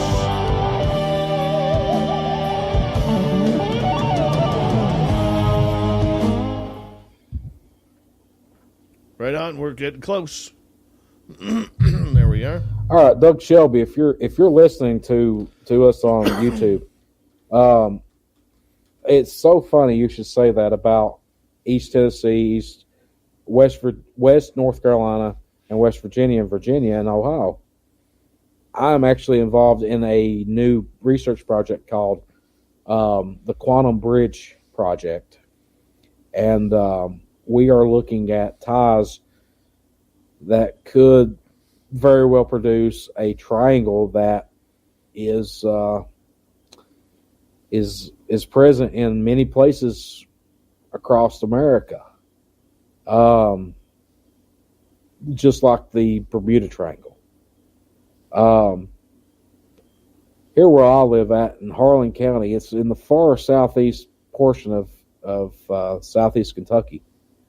We have everything from Dogman to UFO to Bigfoot to an abundance of paranormal activity here.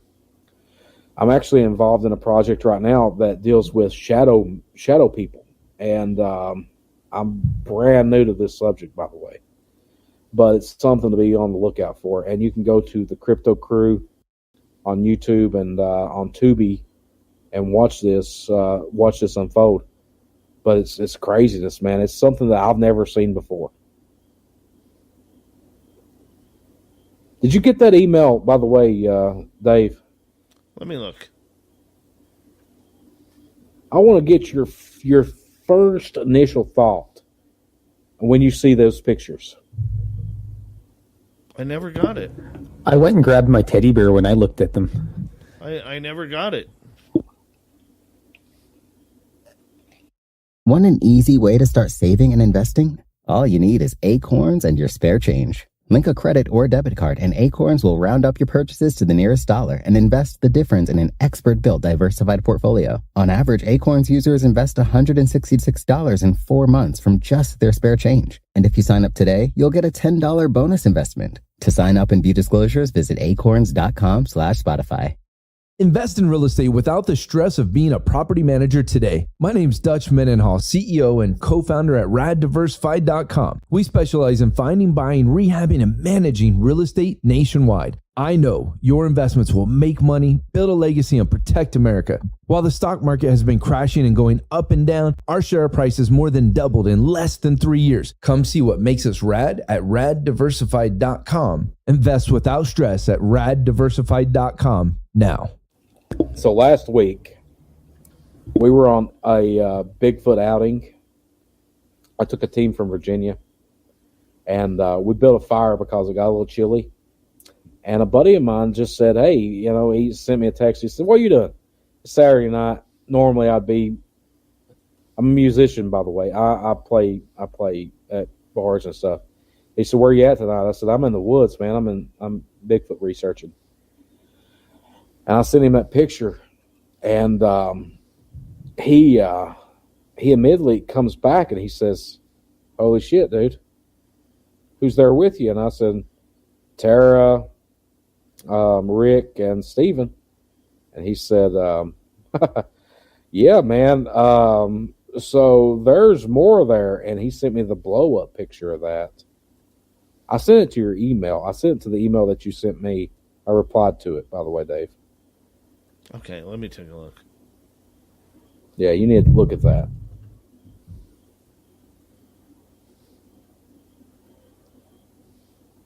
The first picture you see is just a fire, and then the zoomed in portion. But zoom in on that first picture. Yeah, I never received any email from you, dude. Weird. I've looked in my junk mail. Everything. Dave, look at your messenger. I'll send you the picture. All right. Pictures. Yeah, I'm sending them to him right now, too. Oh, the face. I sent them to you on Messenger. Yeah, the face in the fire. That is creepy. What do you think about that? Well, let me quickly show the audience here.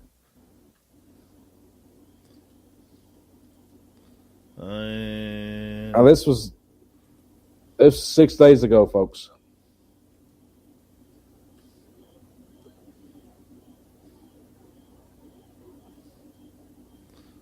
Right here.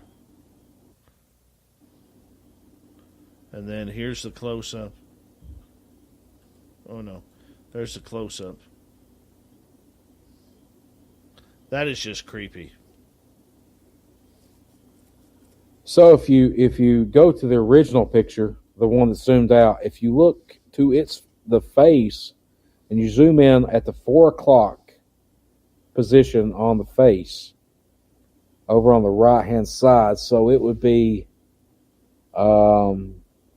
yeah, but you can it would be you can even see o'clock. a body here. There's the head.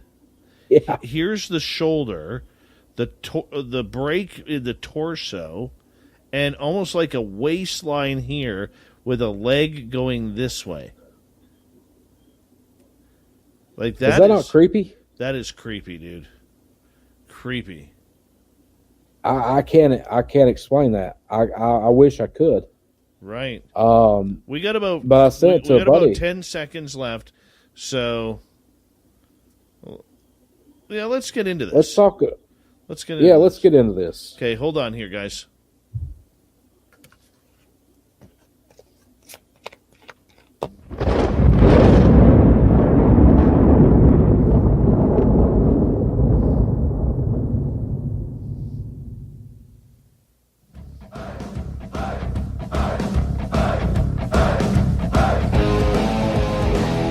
We passed the halfway point of Spaced Out Radio tonight. Good to have you with us. My name is Dave Scott. Very much appreciate earning your listening ears. I want to remind you that if you missed portions of this show or others, check out our free archives at youtube.com/Spaced Out Radio. Do old Davey the favor. Hit that subscribe button. Our website is spacedoutradio.com. We have a plethora of features for you. Rock out to Bumblefoot, read Shirky Poo's Newswire. Check out our swag as well. Follow us on Twitter at Spaced Out Radio, Instagram at Spaced Out Radio Show, and on TikTok at Spaced Out Radio. We continue on tonight with Michael W. Cook. He is a cryptid paranormal supernatural investigator out of the beautiful state of Texas.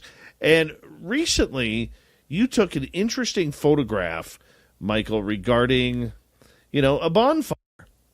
And yet when you took a photograph of it, there was this face and looks like a body inside the fire. Explain the situation here. We started what is affectionately called as Project Quantum Bridge.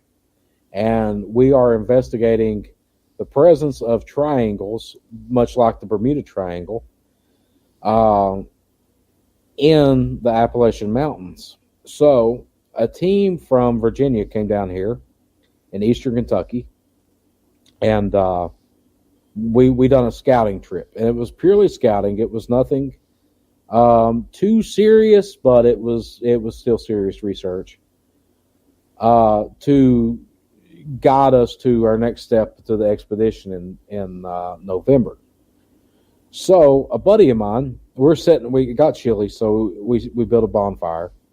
And a buddy of mine sent me a text, and it's normally, Saturday nights, normally, if I'm not researching, normally I'm in a bar somewhere, I'm playing music, I'm a musician, I play guitar and sing, and don't look me up on YouTube for whatever you do.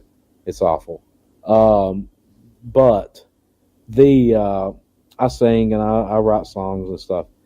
And he sent me a message, says, "Hey man, where you at tonight? What are you doing?" And I literally took my cell phone, this cell phone right here, it's an iPhone 13, and I just reached over and I took a picture of the bonfire, and I sent him a picture back, and I said, "Hey, this is what I'm doing." And he said, "Who all was there?" And I said, "Tara, Dave, and Steven, and myself." And he said, "Well, who's in the fire?" And I said, "What do you mean?" And he sent me a zoomed in version of the picture I just sent him. And it wasn't until I looked at that zoomed in version that I realized something else was there with us. And I seen somebody on the YouTube chat here that said, the comments that said, the CIA normally throws us off as pareidolia. And yeah, you could probably chalk it up as pareidolia. But however, as Dave explained, Dave, you can give your take on the picture I sent you and you could throw it up there for everybody to see. Well, what we're looking at here is we are looking at your typical bonfire as we break it down for our radio audience. There's plenty of sticks and everything in there, and big logs, small sticks, tree branches, so on and so forth. And then if you look at down about halfway through the fire on the left-hand side, you're actually looking at what seems to be the face of a human staring back. And when you zoom in on it, you can see the face clearly. The dark eyes. I mean, even if you're looking, you can almost see pupils. You can see a forehead with a hairline, a nose with a nostril on the left side. You can see a mouth that's just slightly open with lips. I mean, I've never seen anything like this before. But if you zoom out again, you can still clearly see the face. But the way the smoke is pushing out on that side, and it could be complete pareidolia, you can actually see what looks to be a body of a black jacket going down, like a shoulder going down to the arm. You can see almost a line of where the torso and the arm are split, that the gentleman, or I'm going to call it a gentleman, or the spirit or entity, whatever it may be, is wearing like a black T-shirt underneath. Like, I would say it's almost like a jean jacket or something along those lines. And you can see that whatever it is leaning on its right shoulder, kind of sitting down, and you can see where there would be a waistline with a leg. Now, you can't see the other leg, but you can sure see at least one. At least I can. And I just don't get it. I don't know. I've never seen anything like this before. Well, I hadn't either. And I didn't even notice it in the picture that I sent him until he sent it back to me.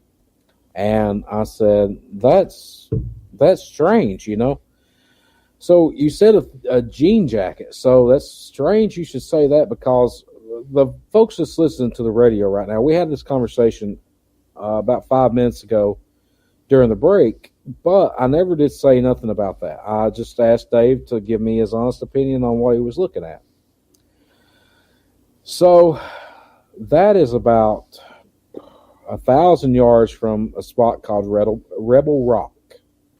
And it's where the Union soldiers supposedly, allegedly, captured a Confederate soldier back in the Civil War, and they gave him a choice. You either jump or we're going to shoot you. And if you jump and survive, you are free. You can go wherever you want to. But if you choose the other one, we're going to kill you right here. Well, the Confederate soldier decided he was going to jump and risk his, take his chances. And he didn't survive, obviously. So the jean jacket could be a variation of his uniform. To me, I don't know. I'm not, I want to say I'm a paranormal researcher, but I'm a cryptozoologist. I have studied cryptozoology for the better part of my life. And last Sunday, when I sat down with Catherine Kaufman, Kentucky's premier psychic medium, she analyzed this photo and she said, no, this is a fire entity. You're protected and all this stuff. And she gave me great peace to feeling that.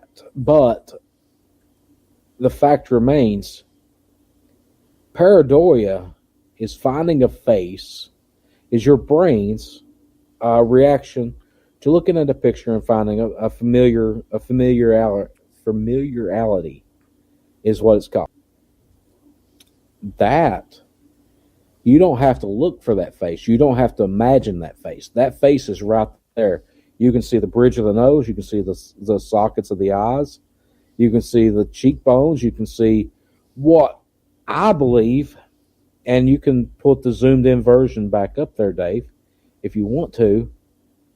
If you look at the zoomed in version, the mouth, there's something.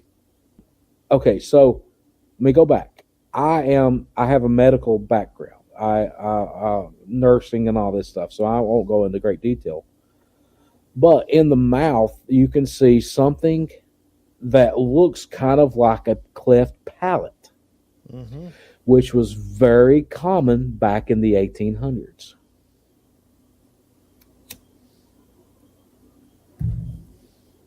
But the nostril, the bridge of the nose, the eyebrow, the brow ridge, and all that is very prominent in this picture. In other circumstances, I would say pareidoia, but this is something that I cannot dismiss as just pareidoia. I believe that we were visited by some kind of entity that night. I believe that we were being protected. I just don't get it. Doug Shelby. I don't get it either. And if you look at the 4 o'clock to that, there is an eyeball there that looks to be, I can actually send Dave. I've got him on Messenger here. I can send him this picture right here.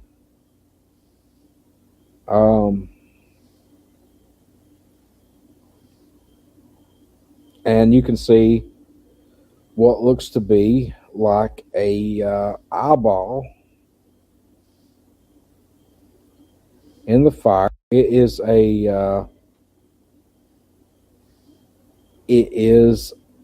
you can see the iris and everything when you zoom in on it. So I'll send Dave that right now, and it is sent. Technology, folks, that's the greatest enemy of Bigfoot. Yeah, they don't seem to like I sent that to you on Facebook Messenger. Yeah, they don't seem to like photography and stuff like that.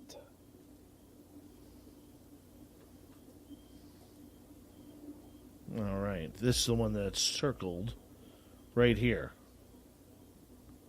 Yeah. That almost looks like an alien gray there now. Excuse me. It's funny that you say that because the person that actually pointed that out said that the skin looked like it was scaly, that it was not natural.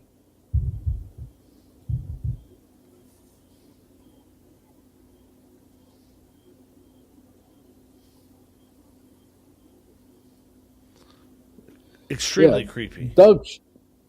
Doug Shelby is on the chat. You know, Doug, I'm calling you out on this. It is extremely chill giving. I mean, you know, imagine, you know, I don't, you know, put yourself in my shoes.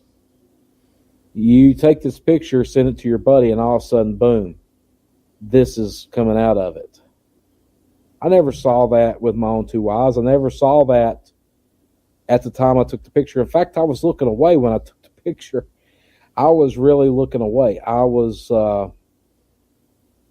I put my finger on the capture button, and I looked away and I was talking when I took the picture. So it was extremely candid. That picture is extremely candid. And I promised you, I swear on everything good and holy on this earth, I've not touched that photo. The zoomed in photo is what I was sent. Yeah, pure Aussie gold. I was sitting right there. I still sit right there.